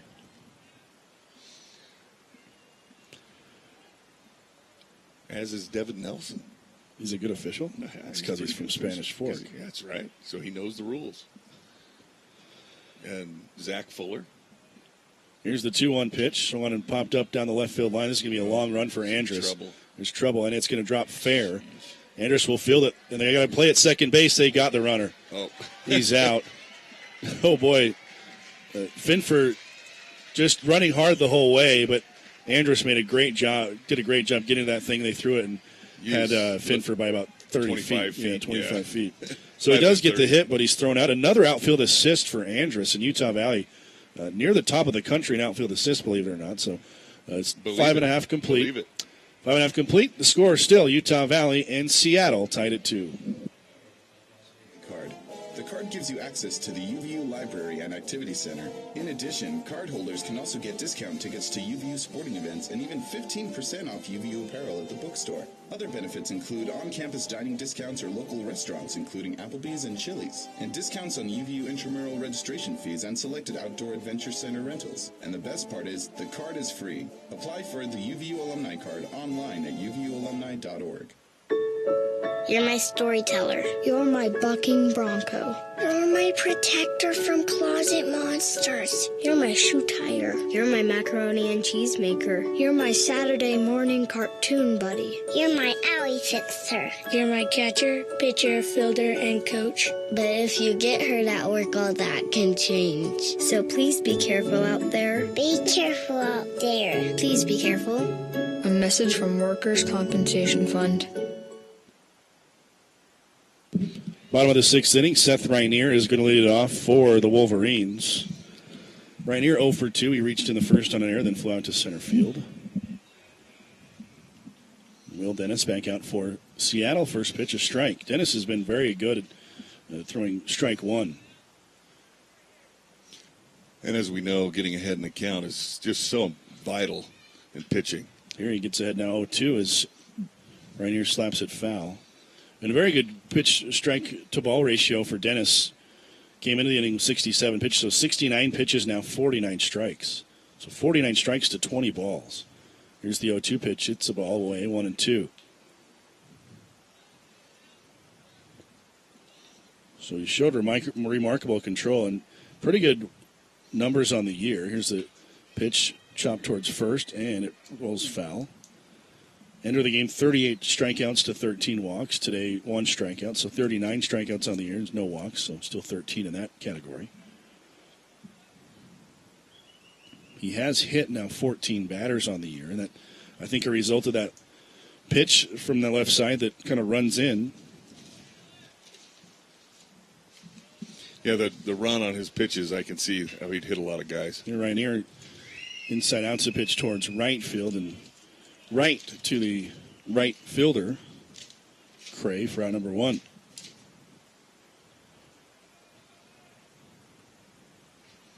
Seth not happy with himself after that at bat. Well, it was a good 2-strike pitch. Not a ton that he could do with that. No, and, you know, sometimes once you get yourself into that 2-strike hole, you just kind of got to, you're forced to do with, to go after a pitch you might not want to hit. Here's Sean Moish. He takes the first pitch high for ball 1. Moish is 0 for 2 today. Flew out to left, flew out to right.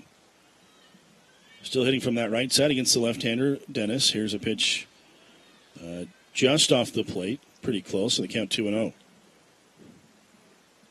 there's an outstanding hitter's count for Sean, who's been very, very hot. 3 home runs on the last road trip. Here he's taking all the way, takes a pitch down and in, and count 3-0. You know how he's taking all the way? I can tell. He does that Kai Hatch back leg spin. It's called the faux hack. The Hatch faux hack. 3-0 pitch again. See, he did it again. He was taking all the way and takes a strike. Because you can always tell with Kai because he doesn't swing violently and his whole body doesn't tremble. Yeah, the best pictures of Kai Hatch are the ones he's mid-swing. Here's a line drive right to Hendrickson at short. Now Moish is 0 for 3, but his last 2 at-bats have been hard liners, once to third and once to short. He literally smoked the ball to the third baseman and the shortstop in his last 2 ABs. And, you know, most of Sean's power comes from the left side. In fact, I believe all of Sean's power has been on the left side. But, of course, he's got a tremendously higher number of at-bats from the left side than from the right in his career. And now with 2 outs and nobody on, Mark Kruger, who is 1 for 2. But also has the pop in his bat to give the Wolverines a lead here.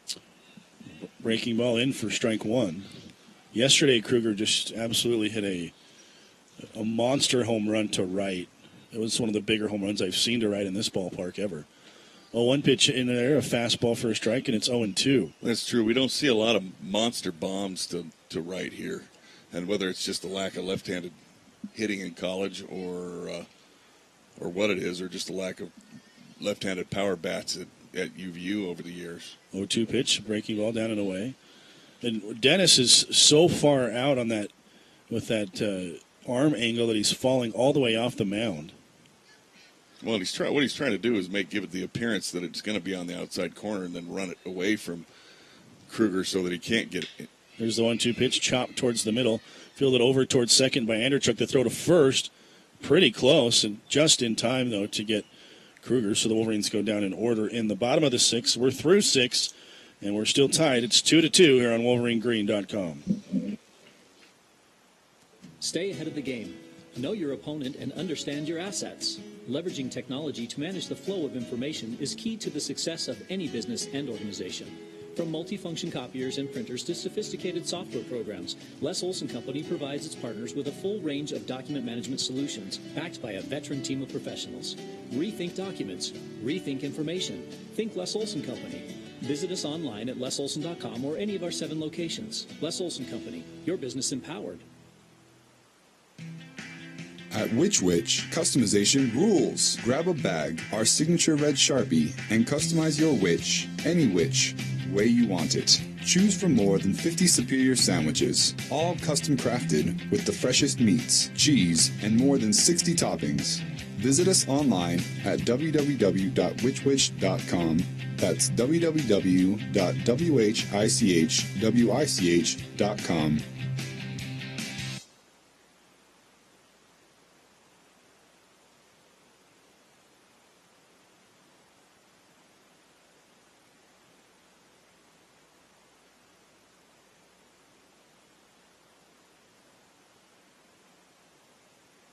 Top of the 7th inning, tied at 2. It'll be Colin Peterson to lead it off for Seattle.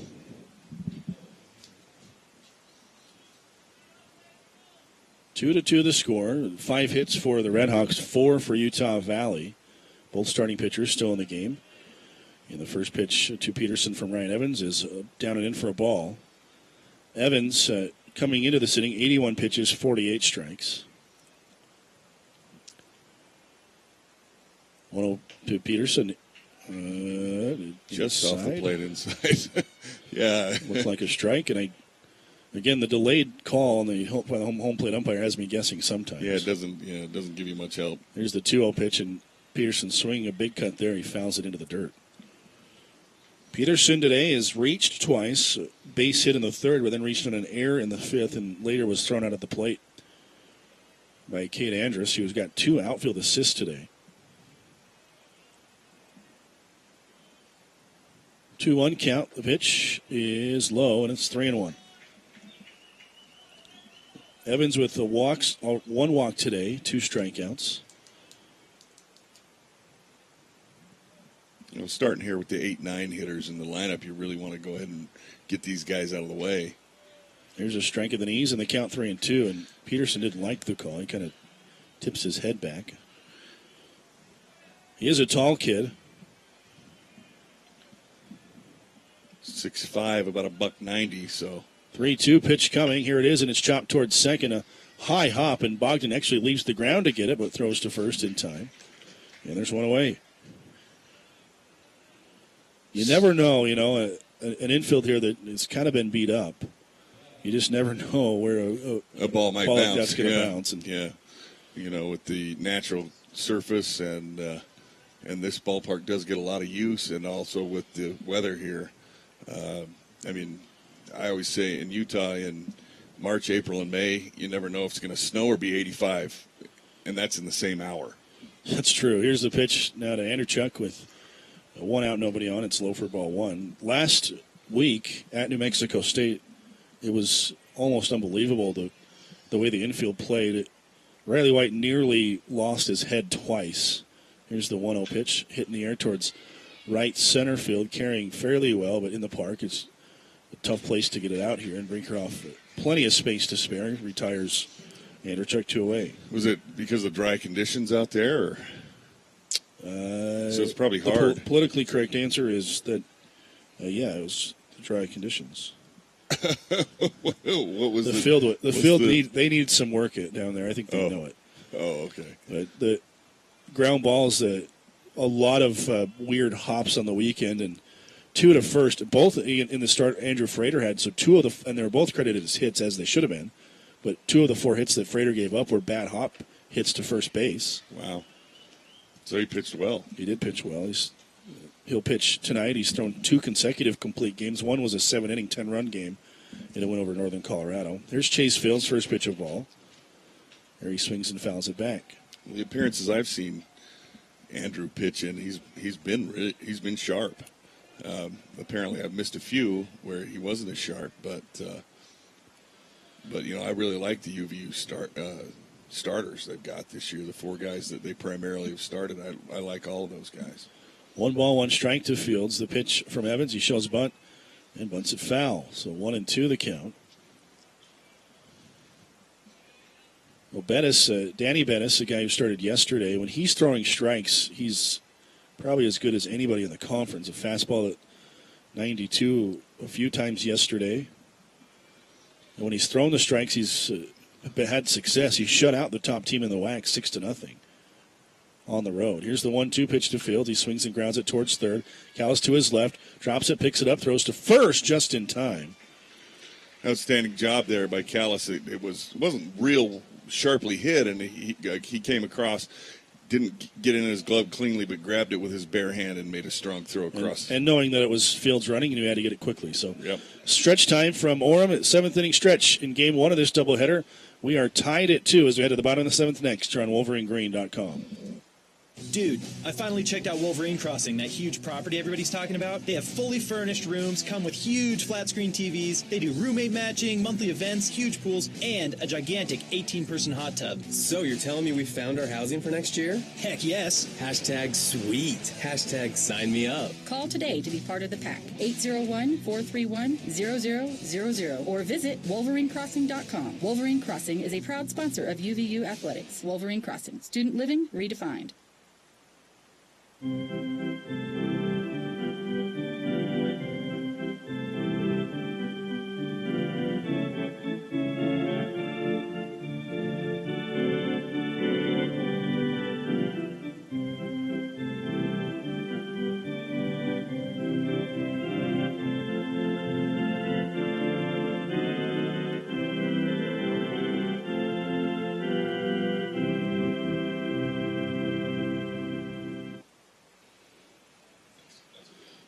Bottom of the seventh inning, Riley White's going to lead it off for Utah Valley. White, Brinkerhoff, and Bogdan due up. A 2-2 score. First pitch is a strike, and Will Dennis, the starter for Seattle, continues to look very, very sharp. Riley had one of the big hits of the ball game, the chopper double down the line to put runners in second and third before Craig Brinkerhoff was able to drive in the 2 runs in the fourth. The 0-1 pitch misses. It's 1-1, and on the 1-1 pitch, White swings and fouls it back. So 1 ball and 2 strikes. That was pitch 84 for Dennis. He's thrown 57 of those 84 pitches for strikes. Yeah, Dennis does a good job of staying around the plate. 1-2 to White. A called strike 3. That one looked wide from here. Yeah, it did look wide. It's one of those balls that I don't think they've been giving him all day, and that's kind of the demeanor of Riley as he walked away. But again, that's a tough pitch to take there with 2 strikes. It is tough. We haven't seen him call the strike. We have seen the Wolverines swing at that pitch a few times. So now here is Brinkerhoff, the first pitch breaking ball outside.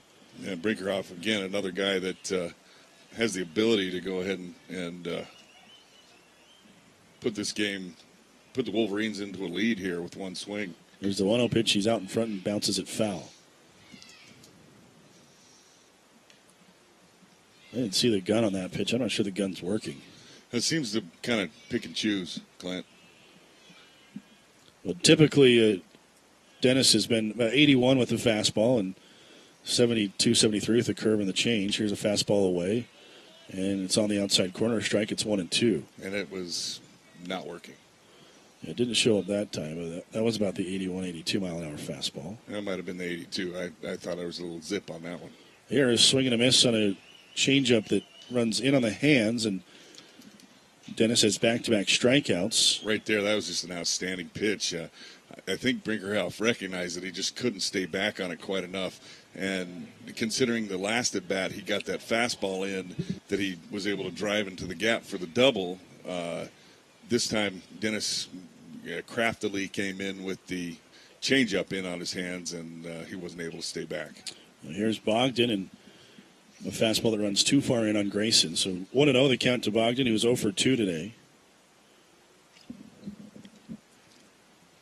2 outs in the bottom of the 7th. Breaking ball in for a strike. Bogdan's a guy with some sneaky pop. That's what we'll call that, sneaky pop. And he typically, when he hits a home run, it's usually a mistake up in the zone that he lines over the wall and left. That's what he likes to do. Here's a grounder.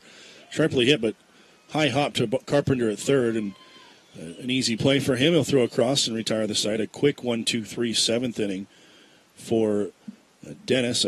Just a 9-pitch inning in the 7th, and we're through 7. The score is still Utah Valley 2 and Seattle 2 here on WolverineGreen.com. Spot 3690. At Shane Company, our non-commissioned personal shoppers know what moms like. So shop with us for Mother's Day, and we'll help you choose the perfect gift of fine jewelry. We have the state's largest selection in all price ranges, with hundreds of exclusive styles, so Mom's gift will be unique. Our pearl jewelry is always a big hit because it'll go beautifully with everything in her wardrobe. For a colorful gift she'll wear close to her heart, we have many pendants with natural rubies or natural sapphires. If you want to give her diamonds, You'll get more sparkle for your money at Shane Company. Whether she's been a mom for 2 weeks or 50 years, she'll think of you every time she wears her special Mother's Day gift from Shane Company. Now you have a friend in the diamond business. Shane Company, at the corner of State Street and 7200 South. Open weekdays till 8, Saturday till 5, closed Sundays. Online at shaneco.com. Top of the 8th inning from Brent Brown Ballpark, game 1 of a doubleheader, and knock on wood, we've sped right through the first 7 innings. It really has been quick, an hour and 45 minutes to get through 7 here in the top of the 8th. So in the top of the 8th for Seattle, leading it off is going to be McCann, who grounds it towards the middle. First pitch swinging. Bogdan to his right, makes the throw, throws back across, and 1 pitch, 1 out. That's a great job right there. Bogdan just goes to his right, fields it on the high hop, makes a nice strong throw and routine play, and 1 away here. Especially when we're dealing with the 3, 4, 5 in the order here.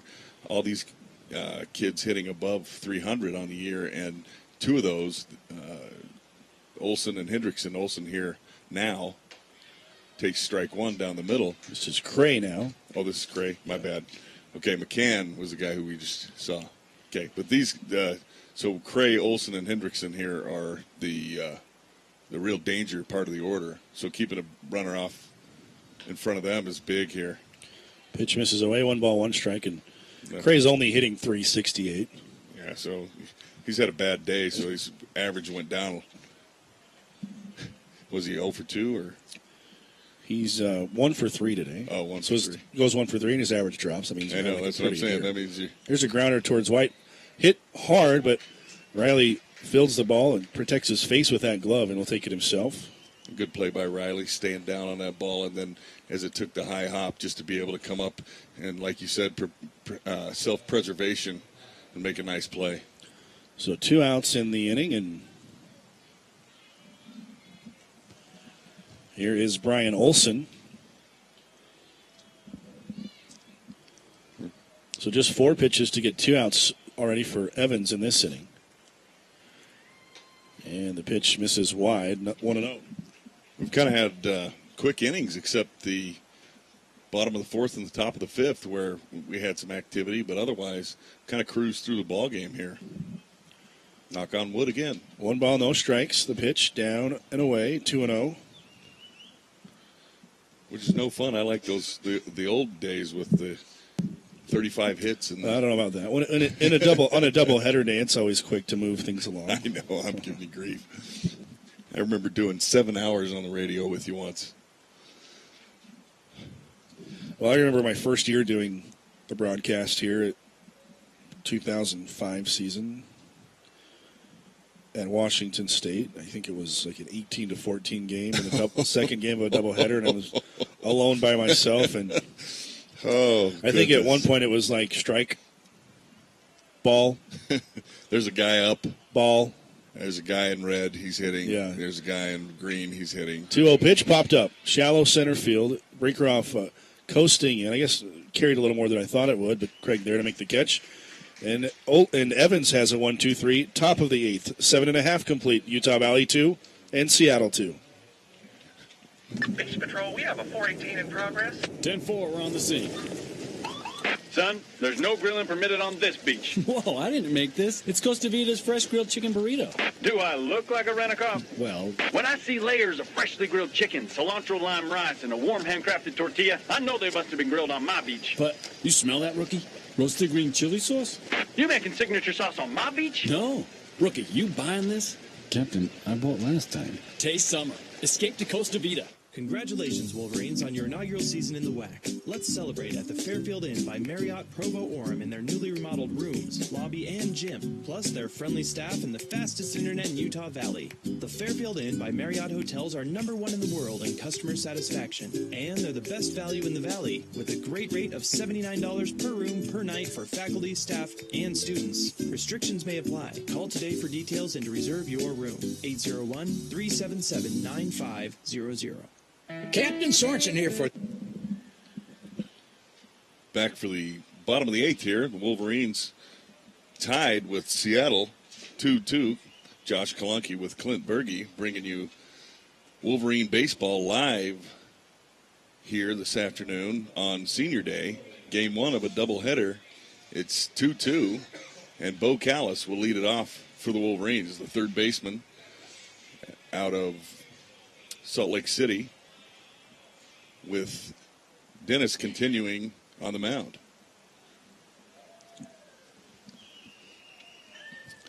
Dennis delivers strike one here.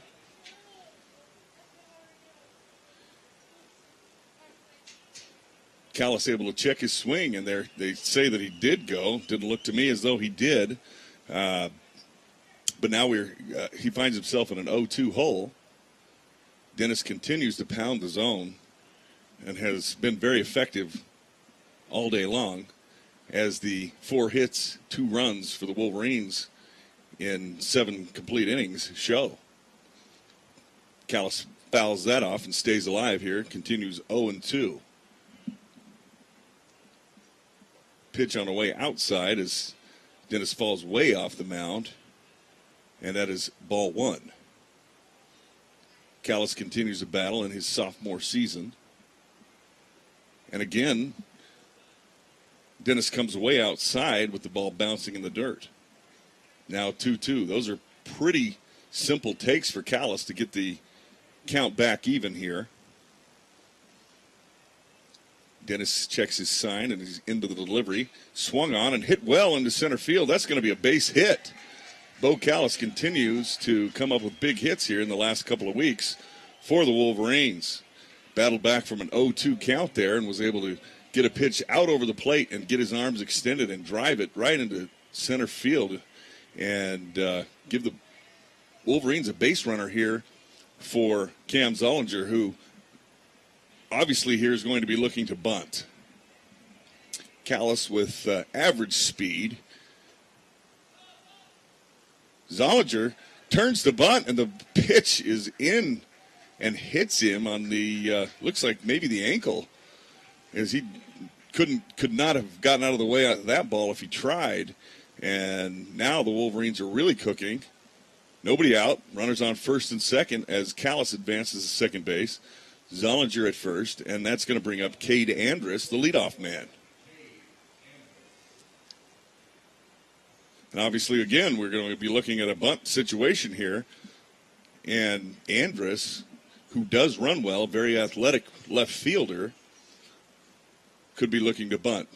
Now it looks like we're going to get a visit from the dugout. Dennis has hit one other batter in the game as he hit Brinkerhoff early in the ball game, in the second inning, and now seems to have lost his control. In that situation, he was just simply looking to allow Zollinger to get the bunt down to get the one out and advance the runner. Instead, he plunks him on the leg, and now the Wolverines are in business with runners at first and second, no one out, here in the bottom of the 8th inning. 2-2 is the score. Pitching coach Elliot Kribbe returns to the dugout, and the runners return to the bases, and we are now ready to resume action. Andrus looks into the dugout. Eric Madsen gives him his sign, as we all believe he's going to be bunting here. A little deke move as Dennis turns to second base and looks Callis back just to check the runner, see if Andrus might give away his intentions to bunt, and he does not show. Runners have their leads. Zollinger able to get way off at first. Pitch on the way is called a strike as Andrus pulled back, and that ball looked like it might have been 2 or 3 inches off the plate outside. Andrus turns, looks at the umpire and shakes his head in disbelief. So now we have 1 strike, no balls. Cade Andrus, junior left fielder at the plate. Bunt situation. Callis at second, Zollinger at first. He doesn't show bunt, and that ball is taken down low as the third baseman and first baseman both were charging on the play. Again, Andrus did not show bunt there, so maybe putting some doubt in the minds of the dugout and Coach Donnie Harrell for Seattle. Again, the corners are coming in. Bunt being shown very early, and Andrus is unable to get it down. Good pitch to bunt there as he came right out over the plate.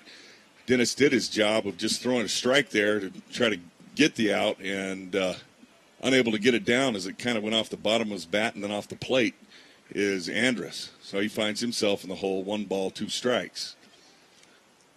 2-2 ball game, 5 hits apiece for both ball clubs.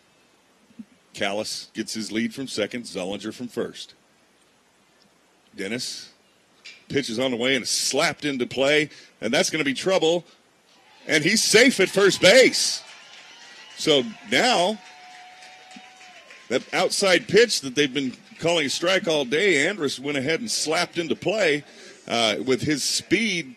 Hendrickson came on from shortstop and tried to make a strong throw to first, but Cade was able to show his speed and athleticism as he went down the line and beat that throw. Now we are cooking big time here with bases loaded, no one out, and Seth Reinier coming to the plate. Seth has stung a couple of balls today but has nothing to show for it. Big situation for the sophomore catcher out of Provo, Utah, Provo High School. Pitch on the way.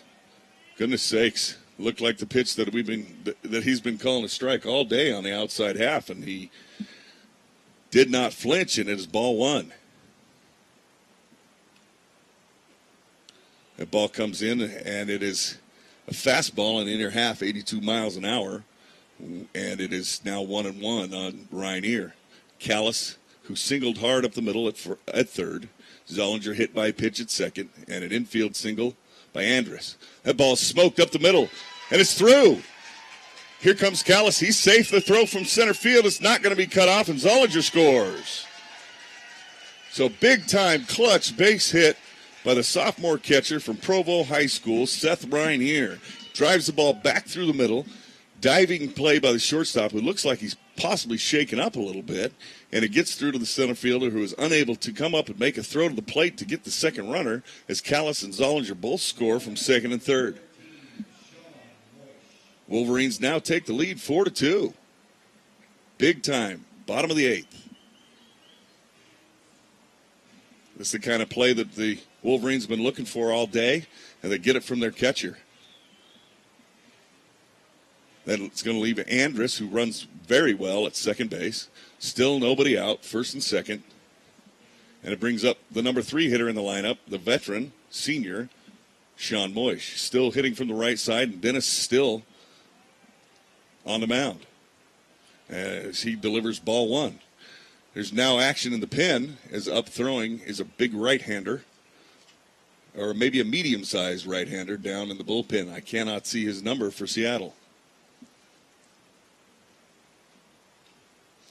Pitch is on the way, and that's going to be a called strike on the inner half on Sean Moish. 1-1 to count. Moish's last 2 at-bats has absolutely rope balls, but one right at the third baseman, one right at the shortstop.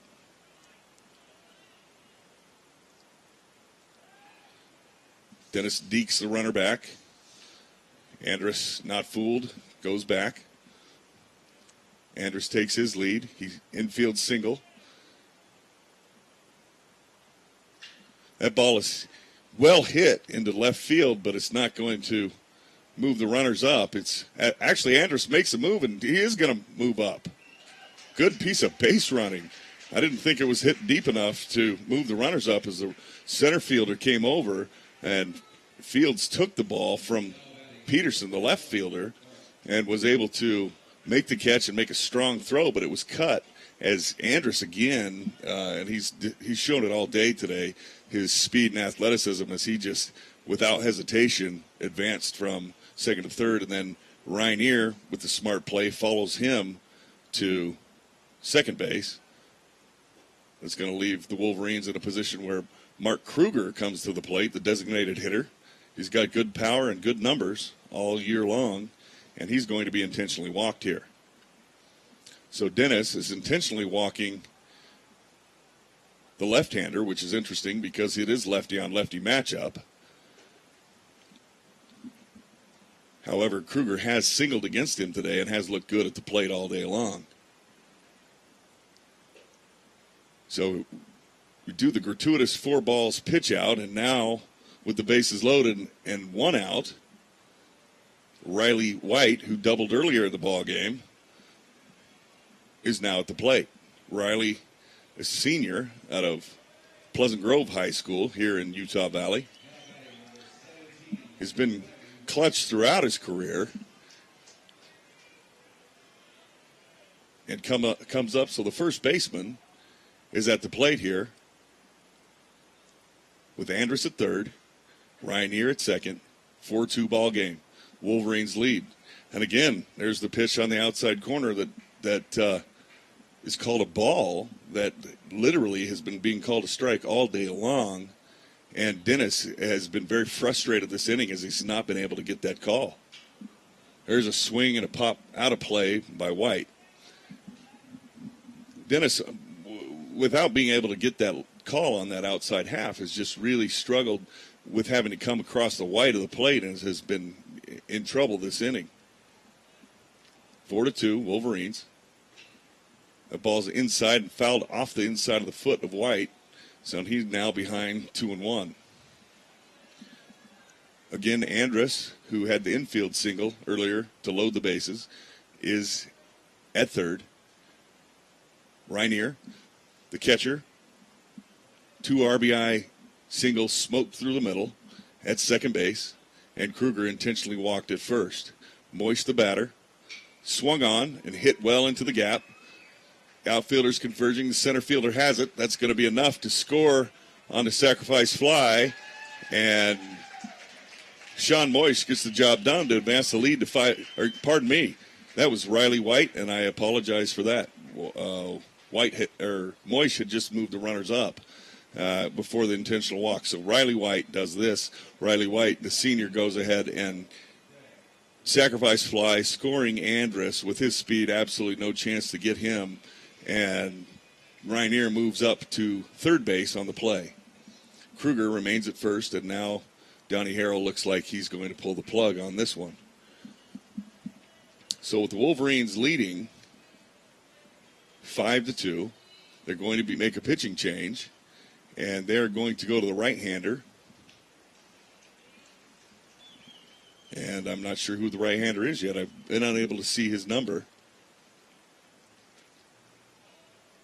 And Donnie Harrell discusses this with his troops out there on the field.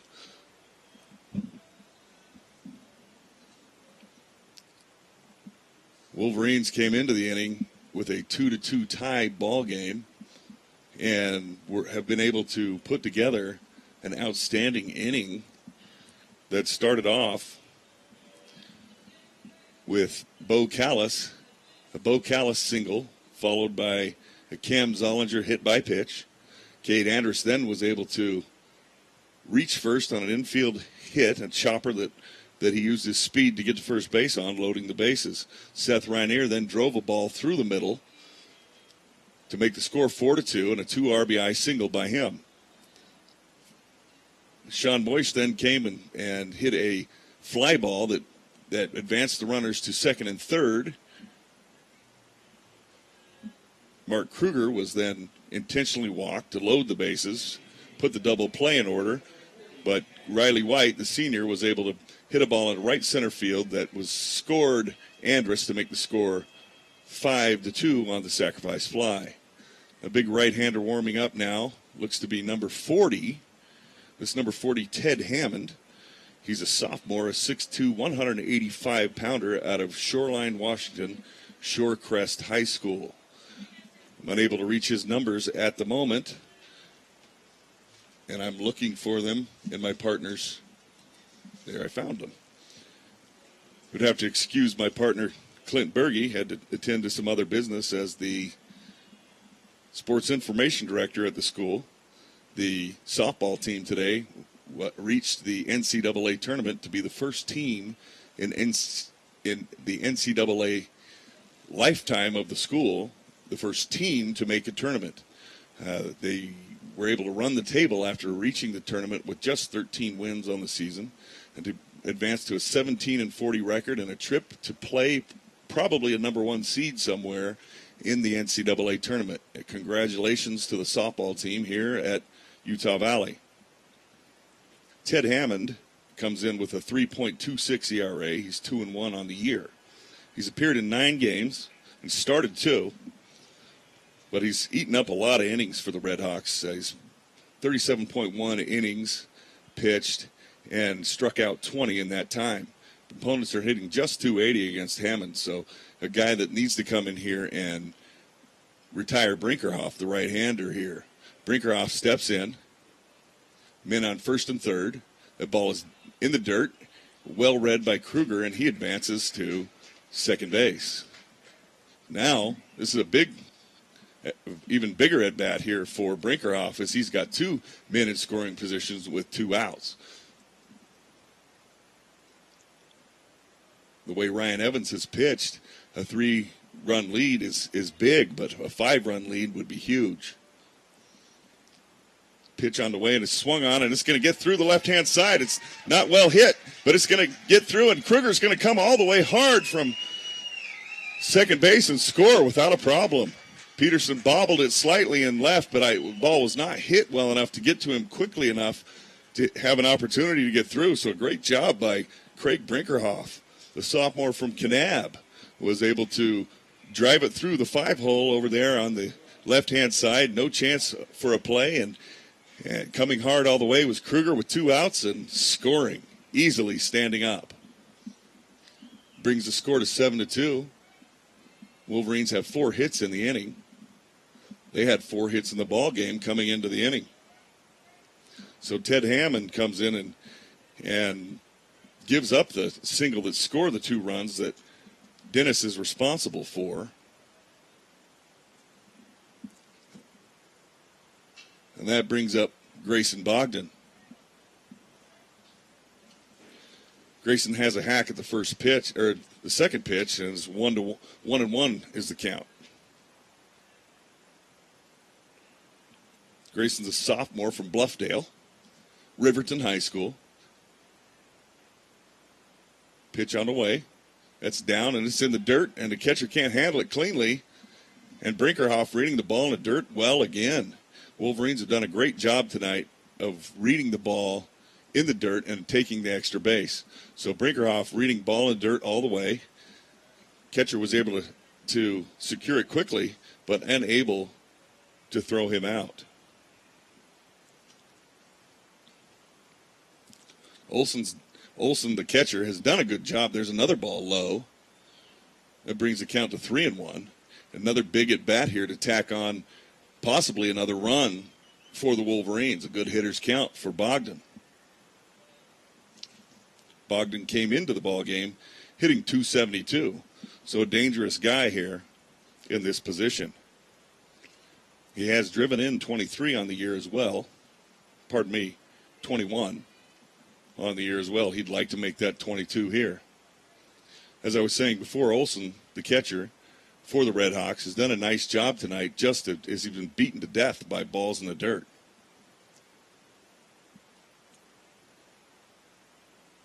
That ball's ripped by Bogdan, and that's going to be in left field, and Brinkerhoff's going to come, and he's going to score easily. And another big clutch 2-out base hit. Clutch 2-out base hits by Brinkerhoff and now by Grayson Bogdan. And the sophomores go back-to-back here and drive in 3 more runs, making it an 8-2 lead here, which the way that Ryan Evans looks, his pitch today, looks insurmountable. It's going to bring Bo Callis to the plate, and for those of you who've joined us in the midst of this inning, Callis led the inning off. And there's another ball in the dirt, and Olsen again able to block it, but not able to keep it close enough that Bogdan is not unable to advance. So Bogdan moves up to second base, and Olsen kind of has his head down a little bit like, come on, guys, you're killing me. I know he's frustrated with the fact that he hasn't been able to keep it in front, but in his defense, he has just been beaten to death. Now Donnie Harrell's going to come out and talk with Ted Hammond. And in fact, it looks like they're going to go to the pen.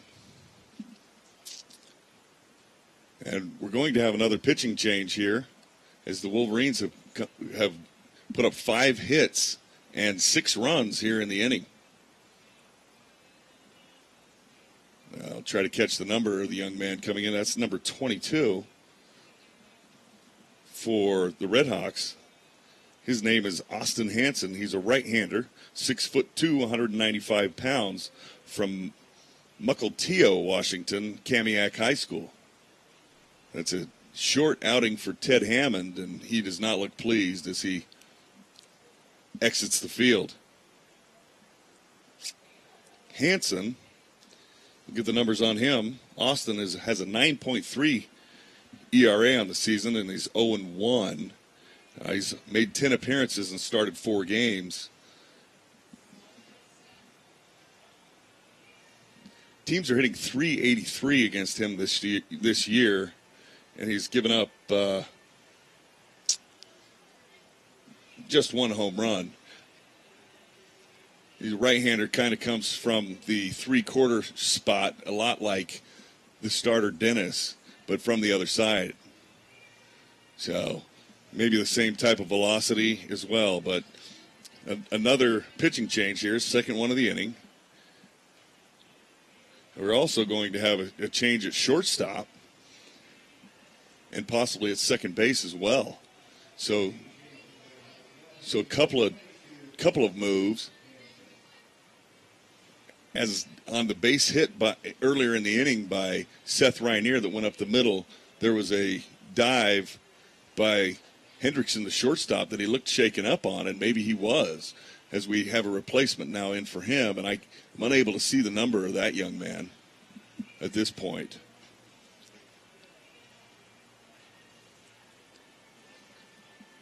Doing my best to pick that up for you, folks. That is number 8. Oh, Andrechuk. Okay, Andrechuk has now moved from second base to shortstop, so the replacement is coming from going into second base, and that looks to be, that's not number 13 because there's not a 13 on the roster. So I'll have to get that number for you as best I can here.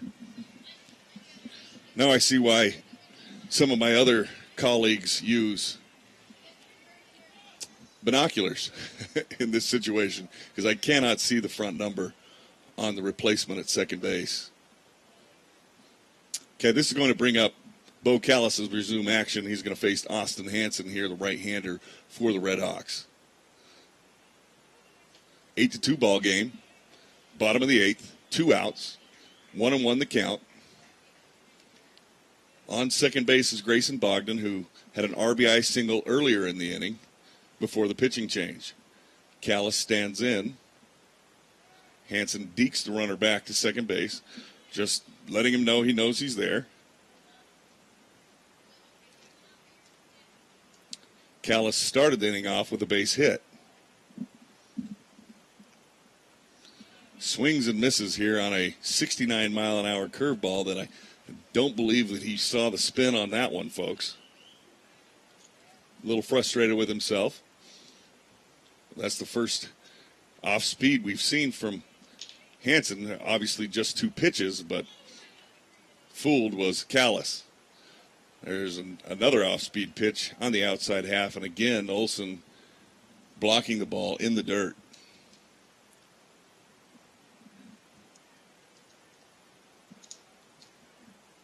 Two and two the count. 2 outs, bottom of the 8th. Pitch on the way on the inside half, and that's going to be a called strike 3 on a 70-mile-an-hour curveball that curved right across the inside half of the plate. Callis knew it, and we are now going to move to the top of the 9th. 8-2. Wolverines lead. Wolverines came up there in that inning and had 5 hits and put up 6 runs an absolutely outstanding effort by the Wolverines in taking a 2-2 ball game and blowing it wide open just when they needed to do so. Especially coming on the heels of last night's heartbreaking loss, where Seattle was able to come back from a deficit in the late innings and win by 1 run. Now there's going to be a pitching change here. The pitching change is going to be bring in the right-hander for Utah Valley, number 28, Eric Olguin. I apologize, Eric Olguin from Aurora, Colorado. He's a hard-throwing freshman out of Colorado. He's appeared in as a reliever all season long and comes in, if I can find his numbers, which I will do because I'm that kind of guy. For Olguin, he comes in with a 10.8 ERA. He's appeared in just 4 games and has pitched 3.1 innings. So this is an excellent opportunity for him to come in. Now, teams have only hit .231 against him, but it looks that he's walked a number of guys. He's walked 4 in just 3.1 innings. So Olguin, an excellent opportunity for him to come in here and work with a 6-run lead and get some experience. In tournament play, assuming that the Wolverines will advance to the WAC tournament, really have to have all the arms ready to go. So a good opportunity here for Olguin to show pitching coach Dave Carter what he's got for the tournament. He's going to go ahead and start by facing the replacement, number 23, for the Red Hawks. And I believe that's who came in for, I'll find him eventually, Grant Newton. He is who came in for Hendrickson at shortstop. Grant hits one, kind of funky hop off the bat to Zollinger at short, stretched by White, and there's one away. So Newton, the replacement at second base, whose number I could not read, and I apologize for that, is made quick work of here in the top of the 9th. That's going to bring Carpenter to the plate. Swung the bat well this week so far. Last night had a nice game, and tonight he's hit the ball well as well. Olguin into the line. There's the pitch, and that's going to be smoked up the middle. And there's a nice play by Bogdan. The throw, and he got him. Wow. Outstanding play. Off the bat, I thought that was going to be a base hit all the way. Took a very high hop. Bogdan had time to get over there and make a sliding play. Able to backhand it on the slide and then come up and make an very strong throw, especially for a second baseman, and get Carpenter by a step and a half. Outstanding. So now 2 away. Top of the 9th inning. Wolverines lead 8-2. And the only thing that stands in their way right now is Sam Finfer. Sam came into the ball game hitting .216. .216. With just 7 RBIs. Not a lot of power. Just 3 doubles on the season.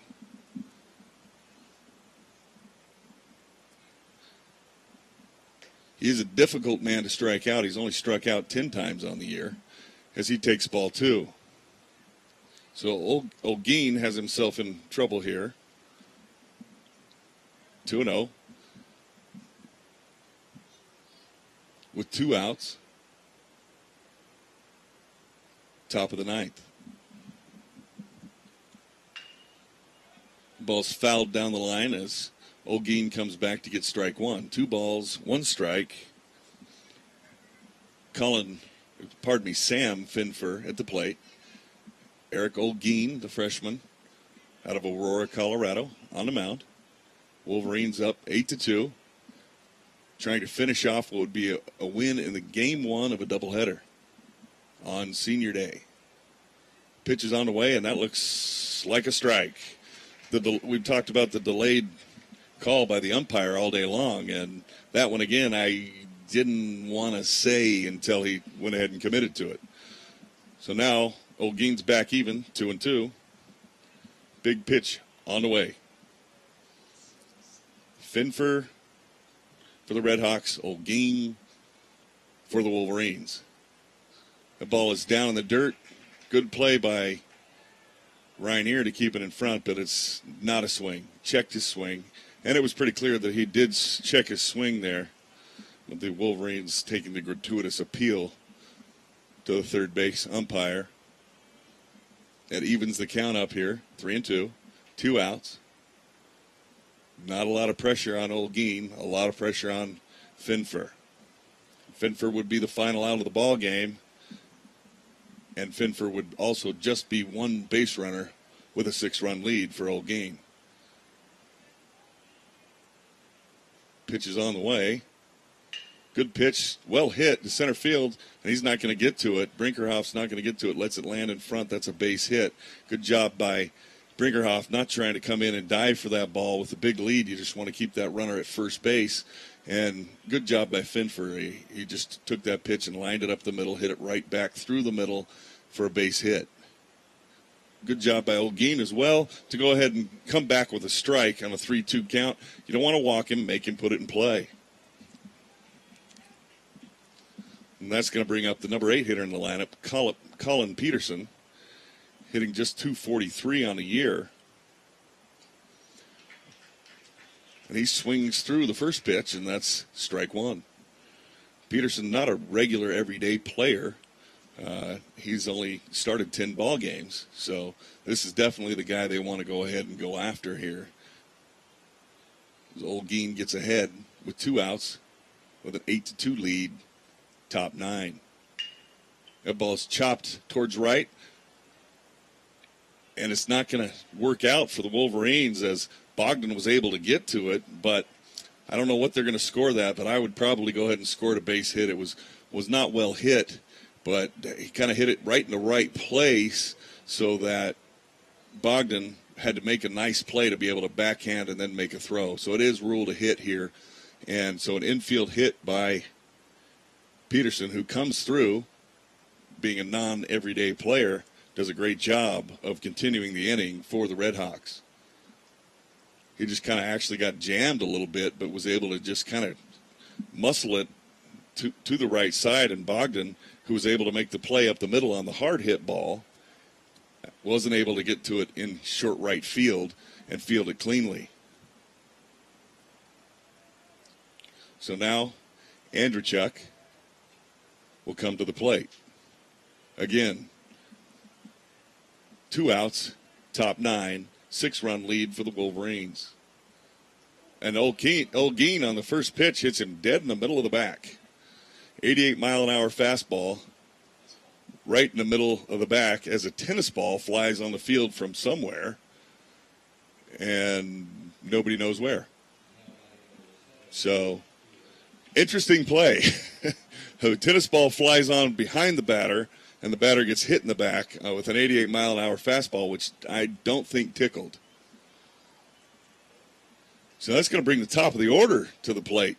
Chase Fields comes up in a big spot, 2 outs. Olguin going to work, and Michaud is now up in the bullpen for the Wolverines.